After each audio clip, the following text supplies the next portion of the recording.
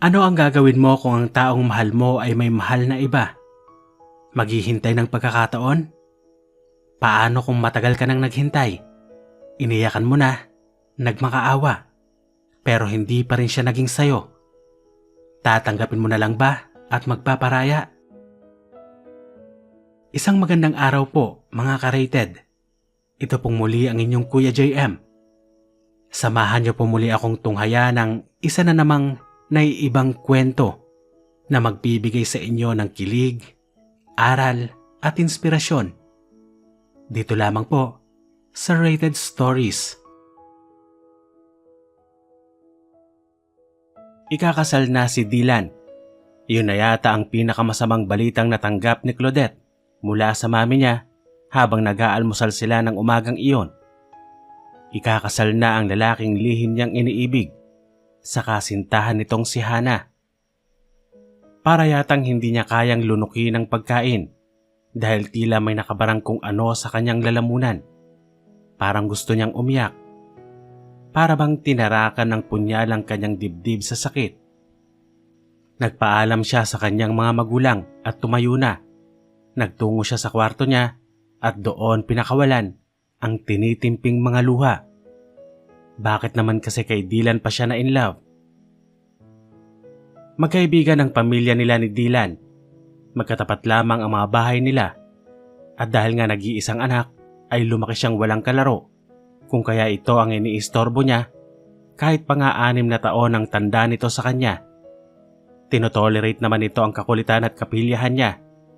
Madalas pa nga ay ito ang nagpapayo sa kanya na pagbutihin ang pag-aaral at tigilan ang pakikipagbarkada. Ito ang tumayo niyang kuya, kahit pangalabag iyon sa kalooban niya. Paano ba naman niya gugustuhing maging kuya-kuyahan si Dylan kung mula nang magkaisip siya ay hinangaan na niya ito? Inakala ni Claudette na hindi nalalagpas pa sa simpleng crush ang nararamdaman niya para rito.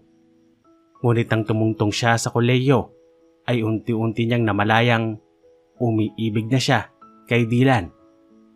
Ngunit si Hana, na anak ng labandera ni Dylan, ang minahal nito. Kagaya ni Dylan, galing din siya sa nakaririwasang angkan.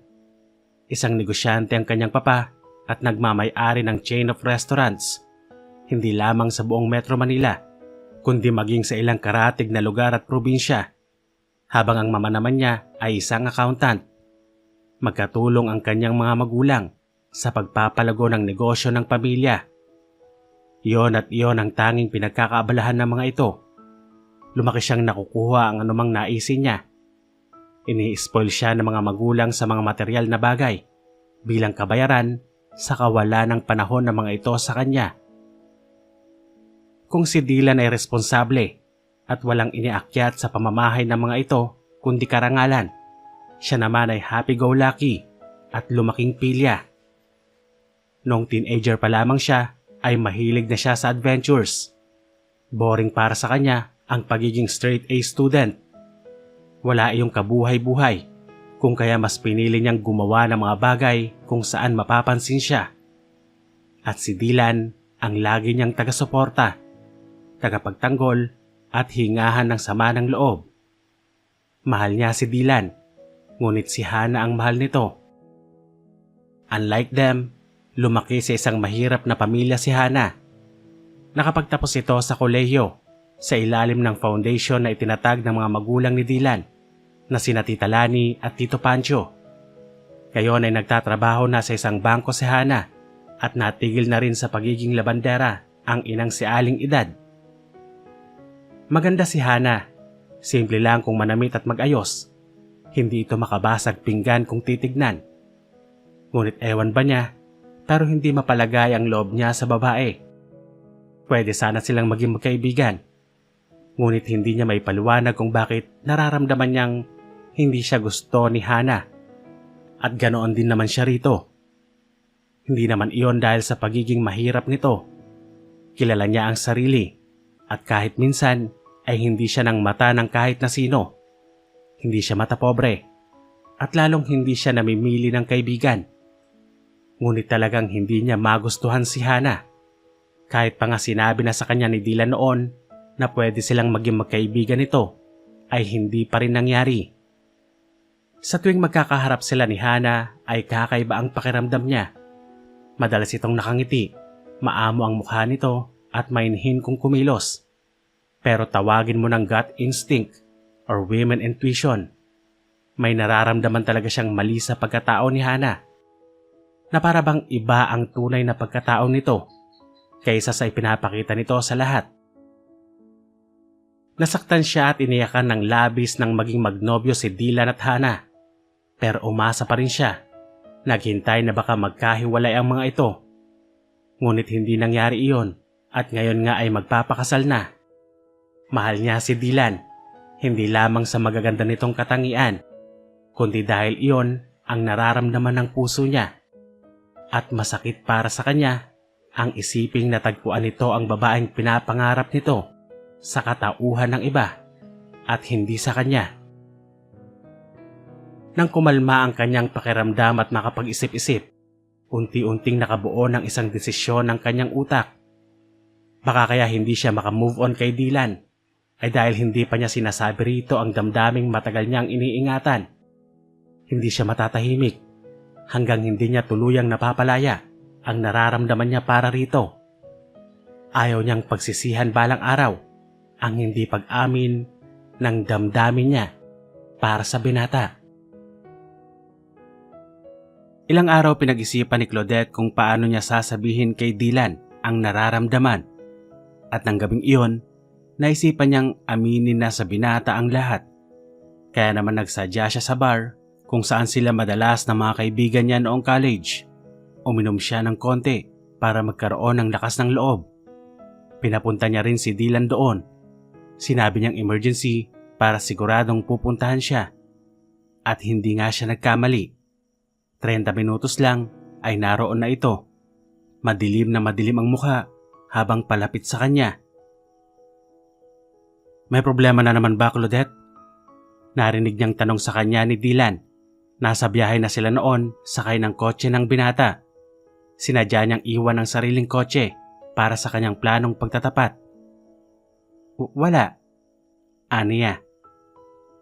Nakagalitan ka ba ng Tita Vanjie? Tukoy nito sa mama niya. Umiling siya. Ng Tito Rodel. Sunod na banggit nito sa papa niya. Muli siyang umiling. May nakaaway ka ba? Wala. Broken hearted ka? Tanong nito sabay lingon sa kanya. Bullseye. Sigaw ng isang bahagi ng isip niya. Hindi siya nakakibo sa sinabi nito.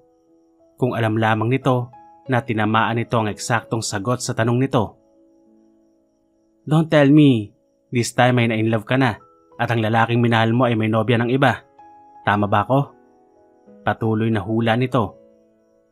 Magaling palang manghula ang lalaking ito sa loob-loob niya. Pero bakit hindi mo mahulaan na ikaw ang lalaking yon? Manhid. Nuknukan ng manhid. Umiling na lamang siya. Then what's wrong? Bakit umiinom ka? Bakit mo ko tinawagan at sinabing emergency call yon? Pinag-alala mo ko ng gusto. Lalo pa nang sabihin mong nasa isang bar ka. You know you can always talk to me. Muli nitong pagpapatuloy. Kung ano man ang problema, pwede mo kong puntahan at tawagan anytime you need me. Pero hindi yung katulad ng ginawa mo kanina. Tatawagan mo ko, nakainom ka na at nasa bar ka pa. Kadalaga mong tao. Hindi na ito yung mga panahong teenager ka pa at nagre-rebelde. This time ay nasa husto at tamang pag-iisip ka na. Maging responsable ka naman, Claudette. Sermon pa nito. Kuya na kuya talaga ang dating. Iiling-iling na sabi niya sa isip. Nakaramdam na siya ng iritasyon dahil kung pagsalitaan siya nito ay para bang napaka-irresponsable niya at ni minsan ay wala pa siyang ginawang tama. Paulit-ulit nitong ipinagdidikdikan na kung umasta siya ay parang teenager pa rin. Parang katulad na rin ito ng papa at mama niya. Halos buong buhay niya ay absent ang mga ito sa buhay niya. Pero kung magsalita ay para bang kilalang kilala siya. Paano kung maka-encounter ka ng mga lalaking loko at ginawan ka ng masama? Paano kung yung mga lumalapit sa'yo na hindi mo naman kilala sa loob ng bar na yon, lagyan ng kung ano yung iniinom mo May magagawa ka pa ba? Makakalaban ka ba? Patuloy na sermon nito sa kanya. Hindi tuloy siya makapag-concentrate sa gagawing pagtatapat. Pakiramdam niya ay nawawala ang hilo niya sa klase ng paninermo nito. At kapag nawala ang hilo niya, ay tiyak na kasabay niyong mawawala ang tapang na nakukuha niya sa espiritu ng alak. Hindi niya ngayon masasabi ang damdamin dito. Hindi niya alam kung kailan pa ulit siya magkakaroon ng lakas ng loob. Dapat isipin mo rin ang kahihinatnan ng mga ginagawa mo. Hindi pa rin tumitigil na tura ng binata habang pasalit-salit ang tingin sa kanya at sa daan. Bago mo palang gawin ang isang bagay, dapat ay pinag-iisipan mo yung mabuti. Hindi yung ganyang bigla mo na lang naisipan ay gagawin mo na agad. You're not a 16-year-old kid anymore. 23 ka na, for crying out loud. May dahilan ako kung bakit ako nagpunta sa bar na yon and drank a bit of wine. Mahinang tugon niya. A bit of wine? Nanlalaki ang mga matang bulalas nito. A bit of wine lang tawag mo sa nainom mo? Eh hindi mo na nga maidiretso yung paglakad mo kanina? Exaggerated ka naman. Paglalaitan niya sa mood ni Dylan. Hindi niya alam kung paano niya may papasok ang pagsasabi ng nararamdaman para dito. Yun ang totoo. Kaagad itong sabi. And may I just remind you, brat, that I may not always be around to help you. Brat, ang nakasanayan nitong itawag sa kanya kapag may nagagawa siyang kalokohan o kapilyahan at napagsasabihan siya nito. Paano kung wala ako? Paano kung hindi mo ko matawagan? Paano kung hindi kita mapupuntahan sa tuwing kailangan mo ko? Nalungkot siya sa isiping iyon. Nakakalungkot isiping darating yung time na hindi na niya pwedeng basta-basta tawagan na lamang si Dylan. Dapat maging responsable ka na, Claude. Dapat maging independent ka. Dahil darating yung time na kailangan mong mag-rely sa sarili mo. Wala ang parents mo at... Correction, Dylan. They never been present in my life. Remember? Di napigil ang singit niya. Narinig niya ang pagbuntong hininga nito. Dapat ay tapos na ang pagmamaktol mo, Claudette. You're an adult now. Dapat ay hindi mo isisi ang lahat sa parents mo. Yes, malaki ang pagkukulang nila sa'yo. Ngunit hindi yun sapat na dahilan para hanggang sa ganyang edad ay magrebelde ka. Kapag ba hindi ka nagustuhan, takbo ka sa bar, inom ng alak. Be responsible naman. Nagsimula na siyang makaramdam ng sakit sa mga binitawang salitang iyon ni Dylan. Ngayon niya lamang na-realize na ganon pala ka-irresponsable ang tingin nito sa kanya. Kung pagsabihan siya nito, ay para talagang isang mosmos na wala pang isip. Maisip ko pa lang kung anong kapahamakan ang naghihintay sa'yo sa mga pinag-aagawa mo'y nagagalit na ako. Madiin at seryosong turan pa ng binata. Uminom ako dahil kailangan ko ng tulong ng alak. Mahina at hindi tumitingin ditong umpisa niya. It was now or never. Sasabihin na niya kung ano ang tunay na nararamdaman. Gusto na niyang makalaya ang damdamin niyang iyon para sa binata. Ayaw na niyang itago pa iyon. Sobra na siyang nahihirapan. What? Mariing bigkas nito. At kailan pa may naitulong na magandang alak, ha, Claude? Dahil kailangan ko ng tapang para masabi ang isang bagay. At alak ang makapagbibigay sa'yo ng tapang na sinasabi mo? Ganun ba? Yes. I don't believe this. Naiiling natura nito. Hindi kaya pagiging duwag ang humingi ng tulong sa alak, Claudette? Call it whatever you want, Dylan. Uminom ako dahil may gusto kong sabihin sa'yo. Aniya, abot-abot ang kabang nararamdaman niya. Halos hindi na siya makahinga sa sobrang nerbiyos. Hindi niya alam ang kahihinatnan ng gagawin at sasabihin niya. Ngunit hindi na siya makakapag-back out pa sa kanyang pagtatapat. Bakit kailangan mo pang magpunta sa bar at uminom ng alak para lang sabihin sa akin ang isang bagay? You know you can always talk to me, don't you? You didn't have to go through all... I know. Tugon niya. But this one's different. Different? In what sense? Dylan, aniyang diretso ang tingin sa daan. I love you.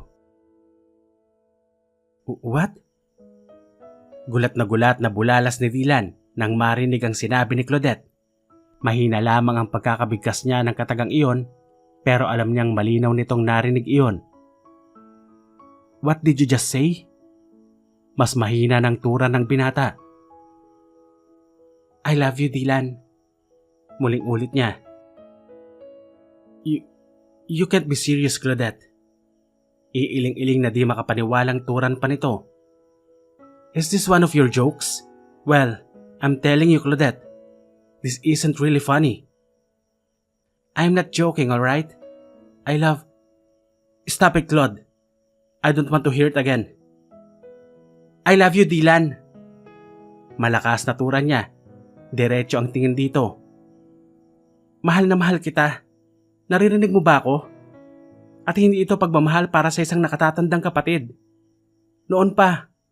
Minahal na kita noon pa. At hirap na ako sa pagtatago ng damdaming ito. I know you're getting married. But still, gusto kong malaman mo na mahal kita. Na wala akong ibang minahal kundi ikaw lang. Lumuluha ng tura niya. Sa sobrang pagkagulat ni Dylan ay bigla nitong naihinto ang sasakyan. Pagkatapos ay napatitig ito sa kanya, partikular sa kanyang mukha. Wari ay hinahanap nito ang katotohanan sa kanyang mga mata. At nang marahil ay makita nito na seryoso siya at hindi nagbibiro, ay napailing-iling ito. Mahal kita, Dylan. Mahinang ulit niya. Mahal na mahal kita. Matagal na. Pagkatapos niyon ay hindi na niya nakayanan ng emosyon. Lumabas siya ng kotse at sumandal sa gilid nun. Tuloy-tuloy ang pagtulo ng luha niya. Damang-dama niya ang panginginig ng buong katawan niya.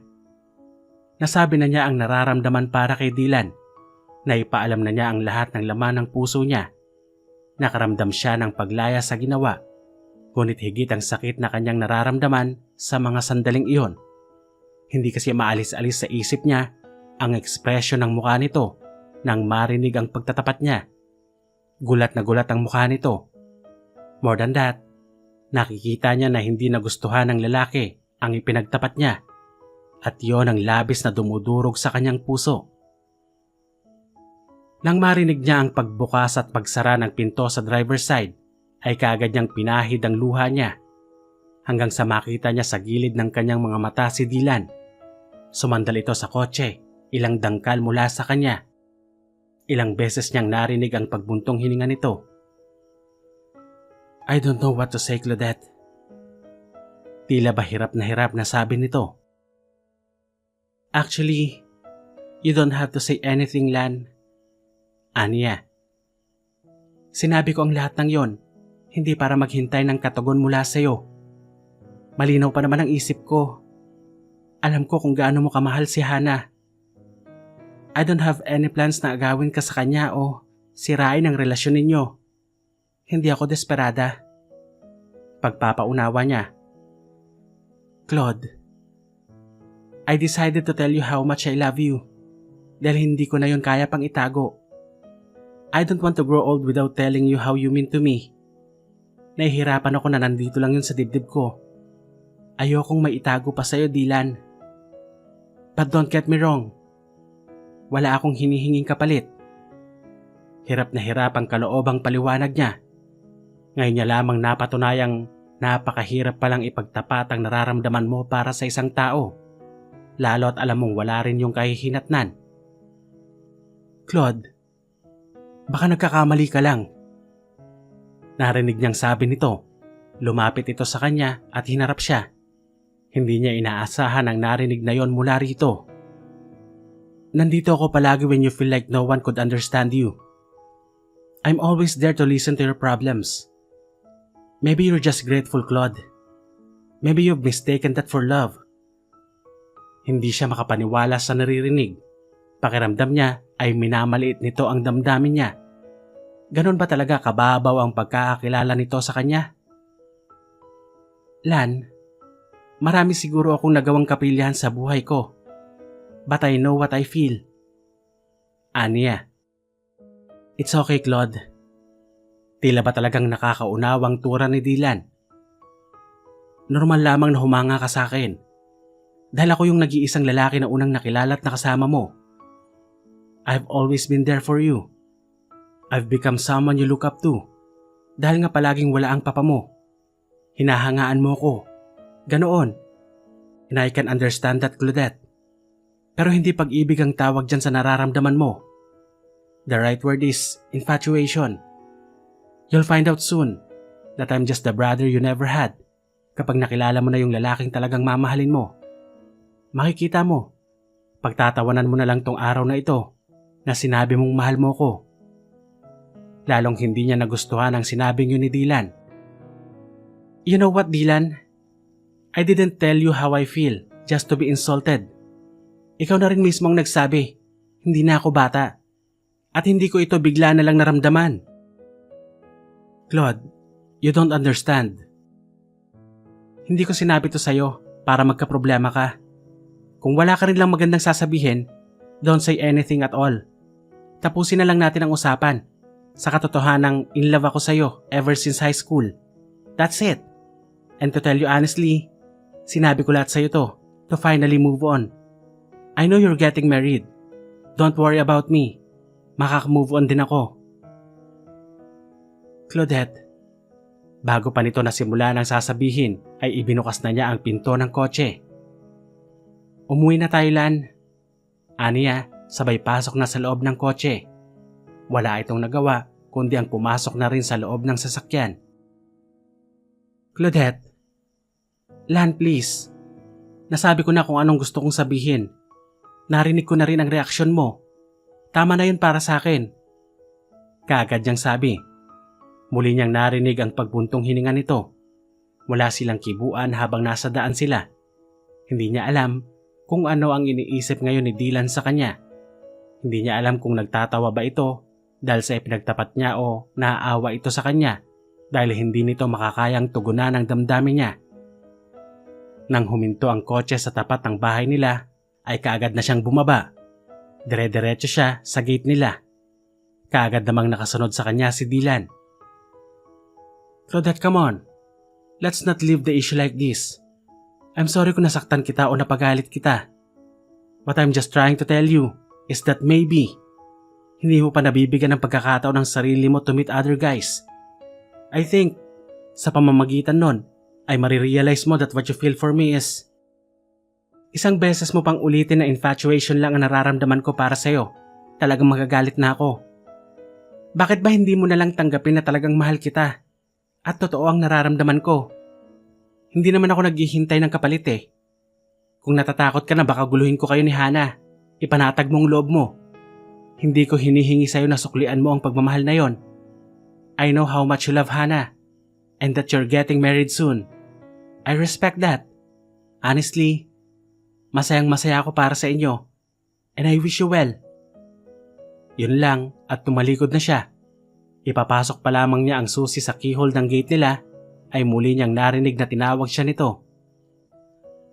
Claude, please. I don't want it to end this way. Honestly, nagulat ako talaga. Ang totoo, nahihirapan ako. Kita niya na parang naguguluhan pa rin ang lalaki. Lan, hindi mo naman kailangan mahirapan eh. You don't have to worry about me. Really, I mean it. Pero isa lang ang ipapakiusap ko sa'yo. Tell me. Kaagad itong turan. Huwag mo namang maliitin o pagdudahan ang nararamdaman ko para sa'yo. Respect it. That's all I'm asking. Aaminin ko, nasasaktan ako. Hindi lang iisang beses na umiyak ako dahil iba ang mahal mo. Pero malinaw ang isip ko. Masaya ako na natagpuan mo na ang kaligayahan mo. At wala akong balak na hadlangan yon. I swear. Claude, anitong marahan siyang kinabig at niyakap. You know how much I love you, don't you? Anitong puno ng concern ng tinig. Doon na tumulo ang luha niya. Oo, alam niya yon. Alam niyang mahal siya ni Dylan. Hindi nga lang sa paraang gusto niya. You're the sister I never... Please, Lan. Just for once. Don't tell me that. Nasasaktan ako. Lumuluhang sabi niya. Claude, I love you, Dylan. Hindi ko alam kung hanggang kailan kita mamahalin. Hindi ko alam kung kailan mawawala ito. Just let me be alright, okay? In time, I promise, makaka-move on din ako. Nang kumalas siya sa pagkakayakap nito, ay nakita niyang nakangiti na ito. Ngunit halatang naroon pa rin ang pag-aalala sa mukha nito. Brad, alam mo namang nandito lang ako palagi, hindi ba? Kasasabi mo lang kanina na hindi ka palaging nandyan eh. Biro niya rito upang gumaan kahit paano ang nararamdaman nila at mawala ang tensyon. You know what I mean? Anito. Asus, kahit girahin ka pa ni Hana? Mabait yun, understanding pa. Anito. Siyempre, iba na kapag mag-asawa na kayo. Hirit pa rin niya. You'll always be my brat and you can always count on me. Anito at bahagya pang ginulo ang buhok niya. Sa kilos pa lang nito ay kitang-kita ng parang maliit na bata pa rin ang tingin nito sa kanya. Yung tipong hindi maaaring seryosohin dahil batang isip pa. Hindi niya napigilang malungkot na mapangiti. So, kailan ang kasal? Ilang buwan mula ngayon? Sagot nito. Kung hindi ko pa narinig kina mama, hindi ko pa malalaman. Kunway pagtatampo niya. I was going to tell you soon. I'm happy for you, Dylan. Nawala ang ngiti sa mga labi nito. Will you be okay, Claude? Nag-aalalang tanong nito. I will be. Malay mo, bago ka pa'y kasal hindi na kita mahal. Aniya rito, sabay kindat. Sige, pasok na ako. Paalam niya. Good night, brat. Narinig pa niyang tura nito bago niya tuluyang maisara ang gate. Goodbye, Dylan. May luha sa mga matang tugon niya. Formal nang ini-announce ng gabing iyon ang nalalapit na kasal ni Dylan at Hana sa kasalukuyang ginaganap na engagement party. Malakas na palakpakan ang narinig mula sa mga panauhin. Isa-isang lumapit ang mga iyon upang batiin ang dalawa. Ayaw sanang umattend ni Claudette pero wala siyang pagpipilian. Magiging kapansin-pansin ang hindi niya pagdalo, hindi lamang sa mama at papa niya, kundi lalong-lalo na kay Dylan. Baka isipin pa nitong nasasaktan siya, kahit na iyon pa ang tunay na dahilan, ayaw pa rin niyang malaman iyon ng binata, kahit masakit na masakit. Hindi niya alam kung hanggang kailan siya tatagal, habang pinagmamasda ng masayang-masayang sina Dylan at Hana. Hindi na siya nagaksaya pang lumapit sa mga ito. Alam niya kung hanggang saan ang kakayanin ng puso niya. At kapag nagtangka pa siyang lumapit kina Dylan at Hana upang batiin ang mga ito, ay hindi niya masasabi kung mapipigilan niya ang pagpatak ng kanyang luha. Sa isang 5-star hotel ginanap ang engagement party. Pagdating nila roon ay humiwalay na siya sa mama at papa niya dahil nakigrupo ang mga ito sa mga kaibigan ng kanilang pamilya. Pumuesto lamang siya sa lugar na hindi siya mapapansin ni Dylan at Hana. At ngayong abala ang lahat sa pagbati sa dalawa ay nagpasya siyang magtungo muna sa labas upang makahinga dahil pakiramdam niya ay kailangan niya ng hangin. Nang mamalaya niyang tumulo ang luha sa kaliwang pisngi ay kaagad niya yung pinahid. Ilang beses siyang humugot ng malalim na paghinga at pinakawalan iyon upang kahit paano'y pag-aani ng pakiramdam. Kung iisipin niyang mabuti, totoo namang very grateful siya kay Dylan kasi pinagtsatsagaan siya nito. Pinagtsatsagaan nito ang topak at mga tantrums niya. Kung tutuusin, mas nakikinig pa siya rito kaysa sa mga magulang niya. Kapag sinesermonan siya ng mama o kaya ng papa niya, ay pasok sa isang tenga at labas sa kabila lang ang ginagawa niya. Kung minsan pa nga ay nangangatwiran pa siya. Pero kapag si Dylan na ang nagsalita, ay tumatahimik lang siya at nakikinig sa mga sinasabi nito. Oo, parang kuya na nga niya. Mas simple pa sana ang lahat kung ganon nga ang nangyari. Pero ang masama, hindi naging ganoon. Minahal niya ang binata at labis na pinahalaga ng higit pa sa dapat. Napagdesisyonan na ni Claudette na hindi siya dadalo sa kasal ni Dylan. Magbabakasyon na lang siya sa lola niya na nasa California bago at hanggang matapos ang kasal nito. Dahil ngayon pa lang sa engagement party ay nahihirapan na siya. Paano pa kaya kung sa mismong araw na ng kasal nila? Nagpalipas pa siya ng ilang minuto roon bago nagpa siyang bumalik na sa party. Dumaan muna siya ng comfort room upang ayusin ang itsura. Baka kasi may makahalata na galing siya sa pag-iyak. Pagpasok niya sa comfort room ay laking pasasalamat niya at tila walang tao roon. Pinagmasdan niya ang sarili sa salamin, nag-retouch ng makeup. Nang maramdaman niya sa sarili na hindi pa siya handang lumabas, ay pumasok na lamang siya sa loob ng cubicle. Isinara niya ang takip ng bowl at umupo siya roon. 5 minuto ang dumaan habang nakatunganga lamang siya roon. Nang maramdamang maiiyak na naman siya at ma-realize na para siyang timang, ay nagpasya na siyang lumabas ng cubicle. Tatayo pa lamang siya nang marinig niyang bumukas ang pinto. Napahinto siya sa gagawin. Hihintayin na muna niyang makalabas ang kung sino mang iyon bago siya lumabas. Wala siya sa mood na makipagngitian, kaya mabuti pang manatili na lamang muna siya sa loob ng cubicle. "Hi sa wakas!" Narinig niyang sabi ng isang tinig na kilalang kilala niya. Hindi siya maaring magkamali. Kay Hana ang tinig na iyon. "Ilang linggo na lang ay may kakasal ka na kay Dylan, anak." Narinig niyang tura ng kasama ni Hana na alam niyang si Aling Edad. "Ilang linggo na lang, inay, at mapapabilang na ako sa mga de la Serna. Matutupad ng lahat ng pangarap ko. Mapapabilang na ako sa angkang tinitingala." Nagulat siya sa sinabing iyon ni Hana. Tila ba sa tono ng pananalita nito na tanging ang magiging estado lamang ni Dylan ang mahalaga para rito. At hindi rin nakaligtas sa pandinig niya ang himig ng tagumpay sa tinig na iyon ni Hana. Nanginginig ang kamay na binuksan niya ang kanyang bag para kunin ang cellphone niya. Kailangan niyang mai-record ang usapan ng mag-ina. Ngunit tahimik siyang napamura nang makitang wala ito sa kanyang bag. Naiwan nga pala niya sa kotse ng kanyang papa. "Nakita mo nang maaabot mo kapag nakikinig ka lang sa akin?" Narinig niyang sabi ni Aling Edad. "Hindi puso ang dapat mong pairalin sa panahong ito, Hana, kundi isip. Maaabot mo ba ang estado mong ito kung si Efren ang pinili mo at hindi ka nakinig sa akin na si Dylan dapat ang pinagpaplanuhan mong makuha?" "Tama kayo, inay." Narinig niyang tura naman ni Hana. "Si Dylan ang kasagutan ng mga pangarap ko.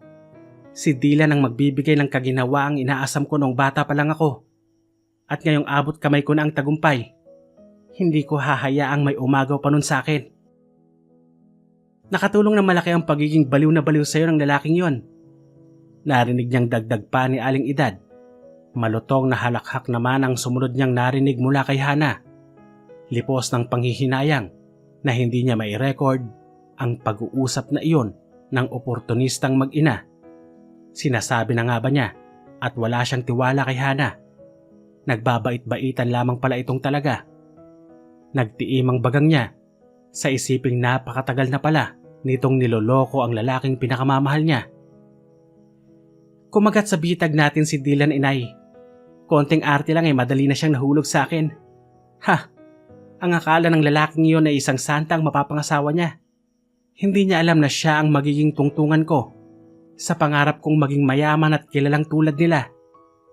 Sabi pa ni Hana. "Kaya ingatan mo ang estado mo, Hana. Huwag mong hahayaang mawala pa yan sa'yo. Magbubuhay donya ka. Sinasabi ko yan sa'yo, anak." Halos panginigan siya ng katawan sa mga narinig na salita buhat sa mag-ina. Ilang sandali siyang hindi nakagalaw. Lalabas na lamang sana siya upang kumprontahin ang mga ito nang marinig niyang may iba pang pumasok sa loob ng comfort room. Nang lumabas siya ng cubicle ay hindi na niya nakita pa sina Hana at Aling Edad. Hindi niya mapaniwalaan ang hindi sinasadyang pagkakatuklas sa hindi magandang binabalak ng mag-inang Hana at Aling Edad. Inakala marahil ng mga ito na walang tao roon dahil sa pinakadulong cubicle siya naroon at tahimik na tahimik ang lugar. Buo ang pag-aakala ni Dylan na natagpuan na nito ang babaeng karapat-dapat para rito. Akala nito ay ginto na ang natagpuan sa katauhan ni Hana. Yun pala ay isa lamang tanso ang babaeng iyon. Makakaya nitong manggamit ng tao at magpanggap. Makamit lamang ang yamang hinahangad nito. Kaya nga ba hindi siya napalapit kay Hana kahit anong pilit niya? Gulong-gulo siya ng mga sandaling iyon. Hindi niya alam kung paano ipapaalam iyon kay Dylan. Natitiyak niya na hindi siya paniniwalaan nito sakaling sabihin niya rito ang mga narinig buhat mismo kina Hana at sa ina nito. Sa klase ng pagmamahal at concern na ipinapakita ni Dylan para kay Hana, hindi niya ito basta-basta mapapaniwala na may binabalak na masama ang babae kasabwat ang ina nito. Nasisiguro niyang iisipin ng binata na paraan niya iyon upang sirain ang relasyon ng mga ito. Lalo pa at alam na nito ang damdamin niya para rito. Kahit nang makalabas na siya ng comfort room ay gulong-gulo pa rin ang isip niya. Habang pinagmamasdan niya, ang sweet na pagsayaw ni Dylan at Hana ay mangali-ngali na niyang haltakin ng babaeng iyon palayo sa binata. Gusto niyang isigaw na hindi ito ang babaeng karapat-dapat para rito. Paano niya magagawang sabihin sa binata ang masamang balak ni Hana na sa likod ng maamo at malaanghel na mukha nito ay nagtatago ang isang oportunista at ambisyosang babae? Ano bang kailangan mo, Claudette? Taas kilay na tanong ni Hana pagkatapos nilang maibigay sa waiter ang drinks na in-order nila. Sinadya niya si Hana sa bangkong pinapasukan nito at hinintay ang paglabas nito. Niyaya niya itong mag-dinner sa isang restaurant. Kita niya agad ang iritasyon sa mga mata ni Hana, ngunit nagpaunlak naman ito. Marahil, naisip nitong hindi pa yon ang tamang panahon upang ipakita nito ang tunay na ugali sa kanya. Ngunit tila ba hindi na ito nakapagpigil ng nasa restaurant na sila. Dahil may pagtataray ang klase ng tonong ginamit nito, nang diretsyo nitong itanong kung ano ang kailangan niya rito. Kaya naman hindi na rin siya nag-aksaya pa ng panahong makipagplastikan pa rito. Tinaasan niya ito ng kilay at tinignan ng diretsyo sa mga mata. Nakita niya ang pagkagulat sa mukha nito sa ginawi niya. I like that. Diretso ang tingin sa mga mata nitong turan niya. Gusto kong nakikita kung sino ka talaga. For your information, matagal ko nang alam ang tunay mong pagkatao. Nakita niya ang pag-ilap ng mga mata nito. Hindi nito maitago ang pagkagulat sa mga sinabi niya. Ngayon ako lalong naniniwala na kahit anong pilit ng isang taong itago ang baho niya, sisingaw at sisingaw pa rin iyon. And in your case, sumingaw na ang baho mo, Hana. Relax na turan niya. Hindi ko alam kung ano ang nais mong tukuyin, Claudette. Bakit hindi mo pa ako diretsuhin? Manloloko ka, Hana Fajardo.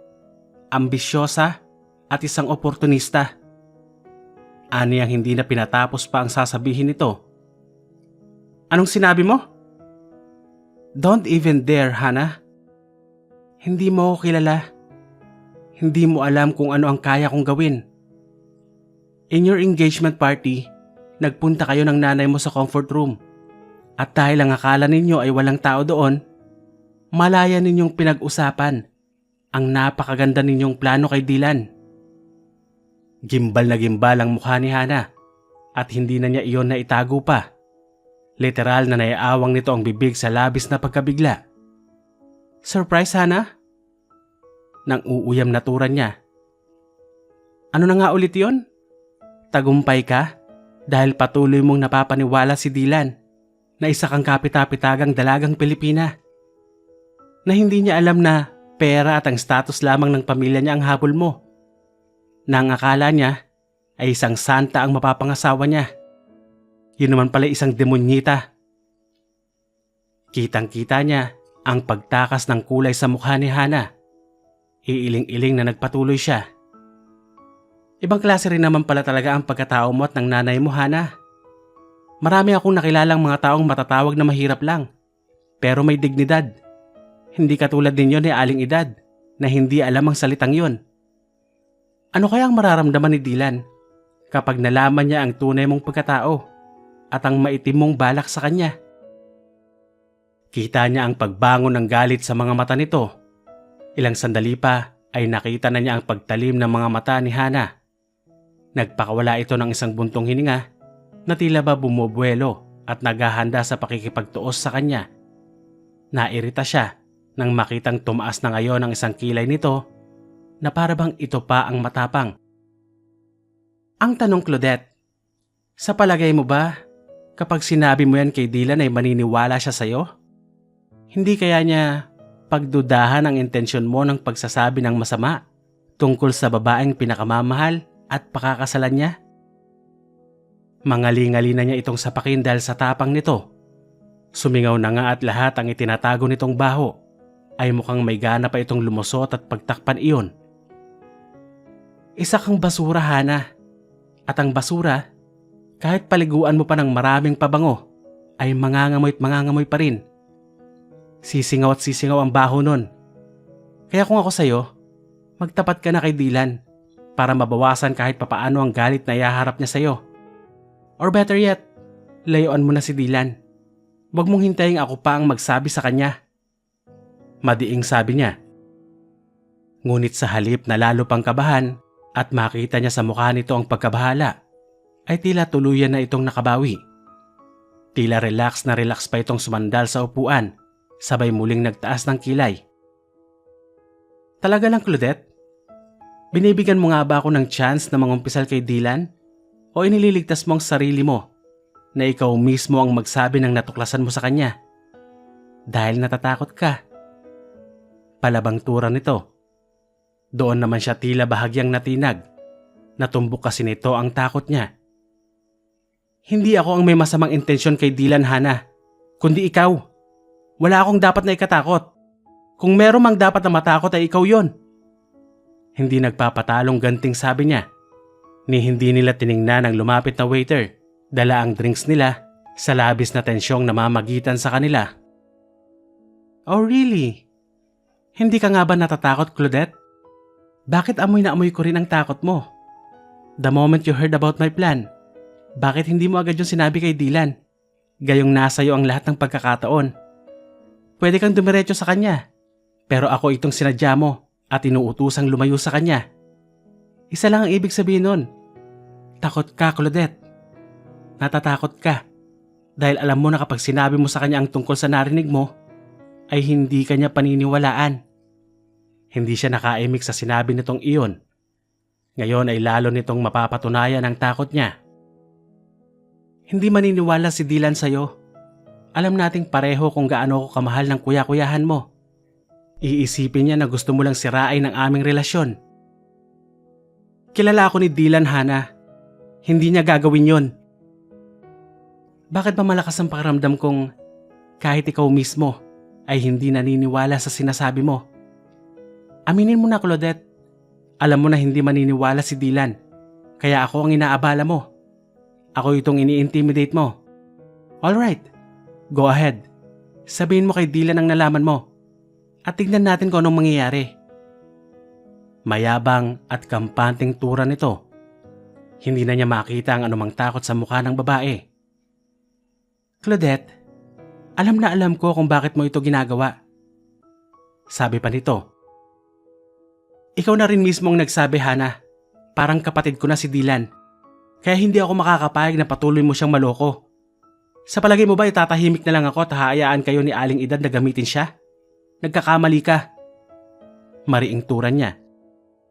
Well, aside from the fact na parang nga kayong magkapatid, dahil wala ka namang ginawa kundi bumuntot-buntot at istorbohin si Dylan. I know too that you are in love with him. Alam niyang hindi na niya maitatago pa ang pagkabigla nang sabihin ni Hana iyon. Hindi kasi pumasok sa isip niya na maaaring malaman o mahalata ni Hana ang itinatagong damdamin niya para kay Dylan. Narinig niya ang mahinang pagtawa nito. Surprise, Claudette? Hindi ka ba makapaniwalang alam ko na mahal mo ang kuya-kuyahan mo? Nanguuyam na sabi nito. Babae rin ako. Kung hindi pa alam ngayon ni Dylan na may gusto ka sa kanya, at pinapantasya mo siya. Ako matagal ko nang halata yun. Malaki na ang ipinuhunan ko sa relasyon namin ni Dylan. Kaya hindi ko hahayaan ang sino man na humadlang. Now, kung gusto mong sabihin sa kanya ang mga natuklasan mo, sige, sabihin mo sa kanya. Gusto mo samahan pa kita para personal kong makita na hindi siya maniniwala sa'yo. Gusto niyang manlumo dahil matagal na palang alam ni Hana ang damdamin niya para kay Dylan. At yun ngayon ang ginagamit nito upang mapigilan siya sa gagawing pagpapalayo rito sa binata. Listen to me, Claudette. Sabi nito. Hinahamon kitang sabihin ang lahat ng nalaman mo kay Dylan. At kapag napaniwala mo siya sa'yo, hihiwalayan niya ako. Wala ka ng problema. Masusolo mo na siya. Pero dahil alam mong hindi siya maniniwala at tiyak na magagalit siya sa sasabihin mo, wala kang magagawa. Ang pinakamabuting gawin mo, tanggapin mo na sa sarili mo na baliw sa akin si Dylan at niwala siyang katiting na pagtingin sa'yo. Pinagtsatsagaan ka lang niya sa mga kapritsyo mo. Pero ang totoo, sawang-sawa na siya sa kahihingi mo ng atensyon. Pagkatapos nitong sabihin iyon, ay kaagad na itong tumayo at iniwan siya. Noon niya na-realize na hindi niya mapapaamin si Hana at hindi niya ito mauutusang lumayo kay Dylan. At kung siya naman ang kumausap sa binata, baka hindi ito maniwala. Perpekto ang tingin nito kay Hana. Ngunit hindi niya hahayaang magtagumpay si Hana. Gagawin niya ang lahat para mahadlangan ito. Sukdulang agawin niya si Dylan sa kahit na anong paraan. Kahit nakakadalawang bote ng beer na si Claudette ay hindi pa rin maalis-alis ang kaba niya. Ni ang inaasahan niyang tapang at lakas ng loob ay hindi pa niya maramdaman. Nang makarinig siya ng katok sa pinto ng kwarto niya, ay saglit na mariin niyang naipikit ang mga mata. Alam niyang si Dylan iyon. Tinawagan niya ito at sinabing kailangan niya ng makakausap. Sinabi niyang may malaki siyang problema at kapag hindi ito nagpunta ay mapipilitan siyang pumunta ulit ng bar. Wala noon ang mama at papa niya at nag-out of town. Kinaumagahan na ang balik ng mga iyon.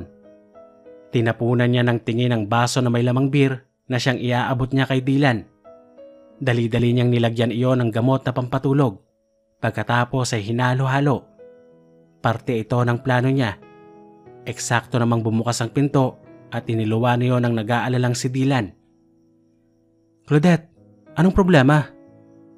Kaagad nitong tanong nang makapasok at maisara nito ang pinto. Naupo ito sa sahig kung saan siya naroon kaharap ang ilang boteng beer. Doon na siya napaluha. Hindi peke iyon. Gusto niyang umiyak sa harapan ni Dylan upang makumbinsi niya itong malaki ang problema niya. Pero hindi na arte ang luha niyang iyon. Talagang napaiyak siya sa sobrang emosyon. Natatakot siyang magtagumpay si Hana sa balak nito. Gusto man niyang sabihin ang lahat sa binata ay natatakot din siyang maging mali ang hakbang na gagawin. Magagalit sa kanya si Dylan kapag sinabi niya iyon. At kapag nagalit ito, ay hindi na siya makakagawa pa ng paraan upang iligtas ito sa masamang balak ni Hana. Kaya naman naisip na niya ang balak na gawin sa gabing iyon. Patawarin siya ni Dylan, ngunit iyon na lamang ang naiisip niyang paraan. Claude, ano bang nangyari? Tanong uli nito. I just need someone to talk to. Grabe lang kasi itong frustration na nararamdaman ko. Gusto kong gawing business ang pagdidesign ng websites. Pero hindi naniniwala ang papa na maganda yon. Nag-aaksaya lang daw ako ng panahon. Aniya. In a way, totoo naman ang sinabi niyang iyon. Hindi talaga komporme ang papa niya sa pagdidesign niya ng mga websites at balak na pagtatayo ng graphic design business. Nais ng papa niya na tumulong na lamang siya sa negosyo nila. Pero okay lang sa kanya yon. Nasanay na rin naman siyang madalas na punahin ng papa niya. Claude, maintindihan ka rin nila kapag naipakita mo na magtatagumpay ka sa gusto mong gawin. Kahit pa hindi yun ang gusto nila. In time, mauunawaan ka rin nila. Don't give up, Claude. Ang mahalaga ay masaya ka sa ginagawa mo. Pero pagod na ako sa kapupuna nila. I'm so tired of pleasing them. Samahan mo na lang muna akong kalimutan ng mga problema ko. Aniya, sabay abot ng basong inihanda niya para rito. Malakas na malakas ang kabog sa dibdib niya ng mga sandaling iyon. Claude, ilang beses ko bang sinabi sa'yo na walang mabuting idudulot ang alak? Kapag tinanggap ko yan parang binali ko na rin yung madalas kong ipangaral sa'yo. Tanggi nito sa inaabot niyang alak. Dilan naman kahit ngayon lang. Hindi mo ba ako pwedeng pagbigyan? Kahit minsan lang. Sabayan mo naman ako para lalo kong maramdaman na naiintindihan mo ko. Aniya. Claude. Lan, wag mo muna akong sermonan ngayon please. Just this once. Hayaan mo muna akong magsenti. And just this once, uminom ka naman kasabay ko. Kinakabahang turan niya. Claude. Alright, isang baso lang. Aniya. Maubos mo lang ang laman ng mug mo, okay na. Hindi na kita pipilitin pa. Okay, pero ipangako mo rin na kapag naubos mo yung nangangalahating bote ng beer na hawak mo, titigil ka na. Pagbibigay kondisyon nito. Call! Kaagad niyang sabi, sabay tungga ng alak sa hawak na beer. Malaki man ang pagmamahal niya kay Dylan. Kahit sa imahinasyon, hindi niya inisip na lokohin ito o akitin man lang para mapilitan nitong ibaling sa kanya ang pagtingin na iniuukol nito kay Hana. Hindi pumasok sa utak niya ni minsan na pikutin si Dylan. Oo, yon ang balak niyang gawin sa gabing iyon. Pipikutin niya ang binata dahil iyon na lamang ang tanging paraang naiisip niya. She was so helpless. Hindi niya gustong tuluyang makuha ni Hana si Dylan. Nakita niyang in-straight ni Dylan na inumin ang beer na nasa mug. Pagkaubos ng alak ay sandali pa silang nagkwentuhan nito hanggang sa unti-unti nang tumalab ang gamot na inilagay niya sa ininom ni Dylan. At nang tuluyan itong makatulog ay tumulo ang butil ng luha sa kanyang mga pisngi. Nalalaman niyang iisipin ni Dylan na isang panlilinlang at pagtatraidor ang gagawin niya. Ngunit wala na siyang mapagpipilian pa. Pagkatapos ng gabing iyon ay alam niyang magiging responsable ito upang panindigan siya. Kilala niya ito, ang tama at siyang nararapat na gawin ang palagi nitong pipiliin. I'm sorry, Dylan. Aniya sa nakapikit na binata. Kailangan ko talagang gawin to. Mahal na mahal kita. At hindi ko hahayaang magtagumpay si Hana. Please forgive me. Kinaumagahan, pagkatapos ng gabing iyon, nakita sila ng parents niya na magkatabing nakahiga ni Dylan sa kanyang kama. Wala sila ni anumang suot at tanging kumot lamang ang tumatabing sa kanila. Nang gabing iyon, matapos makatulog ni Dylan, ay bumaba siya upang ipagbilin sa kasambahay nilang si Agnes na huwag kalimutang sabihin sa mama niya na sadyain siya sa silid dahil may importante siyang sasabihin. Kabilin-bilin na niya iyon dahil kasama sa plano niya ang maabutan sila ng mama at papa niya sa ganoong tagpo. Ang tili ng kanyang mama ang gumising sa kanila ni Dylan. Dagli nitong tinawag ang kanyang papa habang gulat na gulat naman sa mga pangyayari si Dylan. Hindi pumayag ang mga magulang niya, ganoon din ang mama at papa ni Dylan, na hindi nito panagutan ang pinaniniwalaan ng mga iyong naganap sa pagitan nila ng binata. Hindi niya masalubong ang nagtatanong at nanguusig na tingin ni Dylan. Napakabilis ng mga pangyayari. Kaagad silang naikasal ni Dylan sa huwes. Ipinagtataka niya ang pagtahimik ni Hana, ni hindi niya ito nakita bago at matapos ang kasal nila ni Dylan. Inaasahan niya ang pagsugod at pagkompronta nito sa kanya, ngunit hindi iyon nangyari. 8 buwan ang mabilis na lumipas at wala pa rin siyang balita kay Hana. Sa kabila ng pagiging mag-asawa nila ni Dylan, ay wala siyang anumang pinangahawakan dito.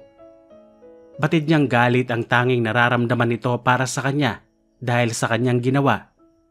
Hindi na siya nagkaroon pa ng pagkakataong sabihin dito ang tunay na dahilan kung bakit niya nagawang mapilitan itong pakasalan siya. Lalo itong hindi maniniwala sa kanya. Lalo pa at sa paningin nito ay nilinlang niya ito. Hindi ko inakala na magagawa mo sa akin to, Claudette. Hindi ko inisip na magpapakababa ka ng gusto para lang makuha mo ang gusto mo. You betrayed me. You betrayed me and Hannah. Damang-dama pa rin niya ang labis na sakit dulot ng mga salitang iyon na sinabi ni Dylan matapos ang kanilang kasal. Sa halip na masaya at romantikong honeymoon, ay napuno ng galit ang unang gabi nila bilang mag-asawa. Nagpakalasing ito ng gabing iyon. Wala itong ibang binabanggit kundi pangalan ni Hannah. At doon niya natikman ang alam niyang pinakamasakit ng matitikman niya. At iyon ay ang anihin, ang galit ng lalaking tangi niyang minahal at minamahal. Napatingin si Claudette sa wall clock na naroon sa pinakasala ng condo unit ni Dylan. Mag-aalas 12 na ng hating gabi, ngunit hindi pa rin umuuwi ang asawa. Kanina pa niya tinatawagan ang cellphone nito, ngunit nakasarado iyon. Nag-aalala na si Claudette. Kahit pa madalas itong ganong oras umuwi, ay hindi pa rin nababawasan ang pag-aalala at kabang sumasalakay sa kanyang dibdib hanggang hindi pa ito umuuwi. Nag-aalala siya dahil baka uminom ito at nagmaneho at kung napaano na. Tumayo siya mula sa pagkakaupo sa sofa at pabalik-balik na naglakad. Napupuno ng tensyon ang kalooban niya. Hindi niya alam kung hanggang kailan siya tatagal sa ganoong sitwasyon. Wala siyang kahit na anong nakikitang pagbabago sa malamig na pagtrato sa kanya ng asawa. Halos hindi siya kibuin nito. Tipid na tipid ang mga sagot nito sa bawat tanong niya. Ang totoo, hirap na siya. Ngunit ayaw niyang bitiwan ang pag-asang natitira sa kanya. Buong puso niyang idinadasal na sana ay bigyan siya ni Dylan ng pagkakataong maipakita kung gaano niya ito kamahal. Kung paanong gagawin niya ang lahat, mapatawad lamang siya nito. Nang marinig niya ang pag-click ng seradura ng pinto at bumukas iyon na si Dylan ang iniluwa, ay tila nabunutan siya ng tinik. Gumaan na ang dibdib niya. Lan, aniya sabay lapit dito. Naaamoy niya ang amoy alak na hininga nito. Sumuray ito, kaya kaagad niya itong inalalayan. Isinampay niya ang braso nito sa kanyang balikat. Dylan, bakit uminom ka? Alam mo namang magdadrive ka pa uwi. Paano kung maaksidente ka? Buong pag-aalalang turan niya. Iginiya niya ito papasok ng silid nila at tinalalayang makahiga sa kama. You're really funny, you know, my dear wife. Anito, matapos makahiga.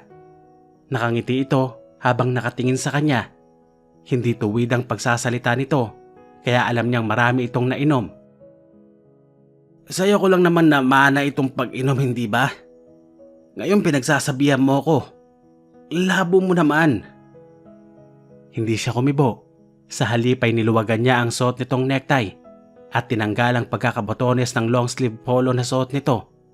Isinunod niya ang pagalis ng sintron ng lalaki. Oh, hindi ba't ginagamit mo ang alak para magkaroon ka ng tapang na sabihin kung ano yung gusto mong sabihin?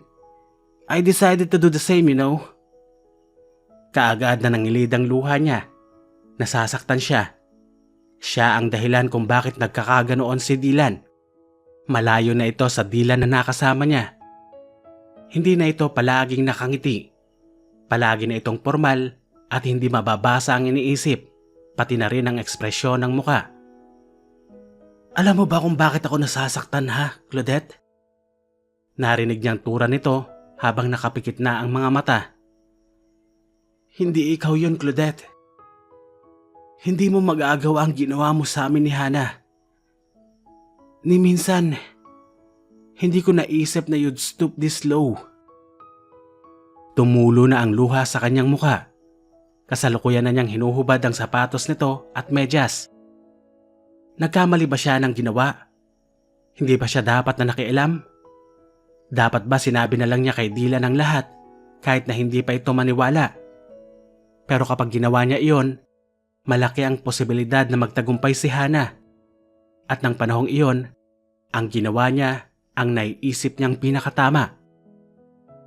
Lumabas siya saglit upang kumuha ng maligamgam na tubig at bowl. Pagbalik niya sa silid ay pinunasan niya ang asawa habang tahimik na lumuluha. Hindi mo kailangang magaksaya ng panahon para asikasuhin ako at talagaan. Hindi ko yun kailangan. Kaya kong ihanda ang damit na isusuot ko. You don't need to cook for me dahil kaya kong kumain kahit saan ko gusto. You don't have to wait for me because this marriage is fake. Get that, Claude? Inayos niya ang polo nito at sinuotan nito ng t-shirt. Isinunod niya ang slacks nito. Pinalitan niya iyon ng pajama. Pagkatapos ay naupo siya sa gilid ng kama. Ang akala niya ay tuluyan na itong nakatulog. Ngunit nang akma na niyang hahaplusin ang mukha nito, ay muli itong nagsalita ng hindi nagmumulat ng mga mata. You don't need to do things for me, Claudette. I don't need it. Pagkatapos na yon, ay sunod na niyang narinig ang mabining paghinga nito. Tanda na tuluyan na itong inagaw ng antok. Pinahid niya ang luhang patuloy sa pagtakas sa kanyang mga mata.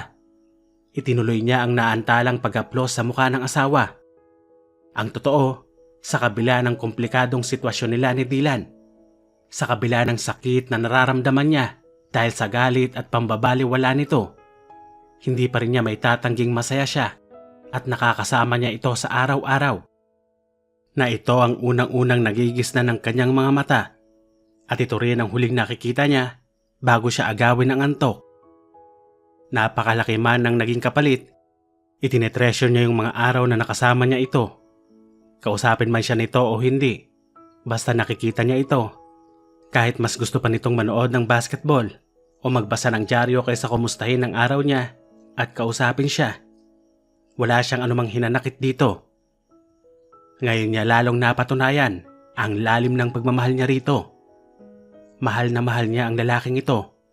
Ginawa niya ang lahat kahit pa mapasama ang tingin nito sa kanya para lamang mailigtas ito dahil naniniwala siyang hindi deserve ni Hannah si Dylan.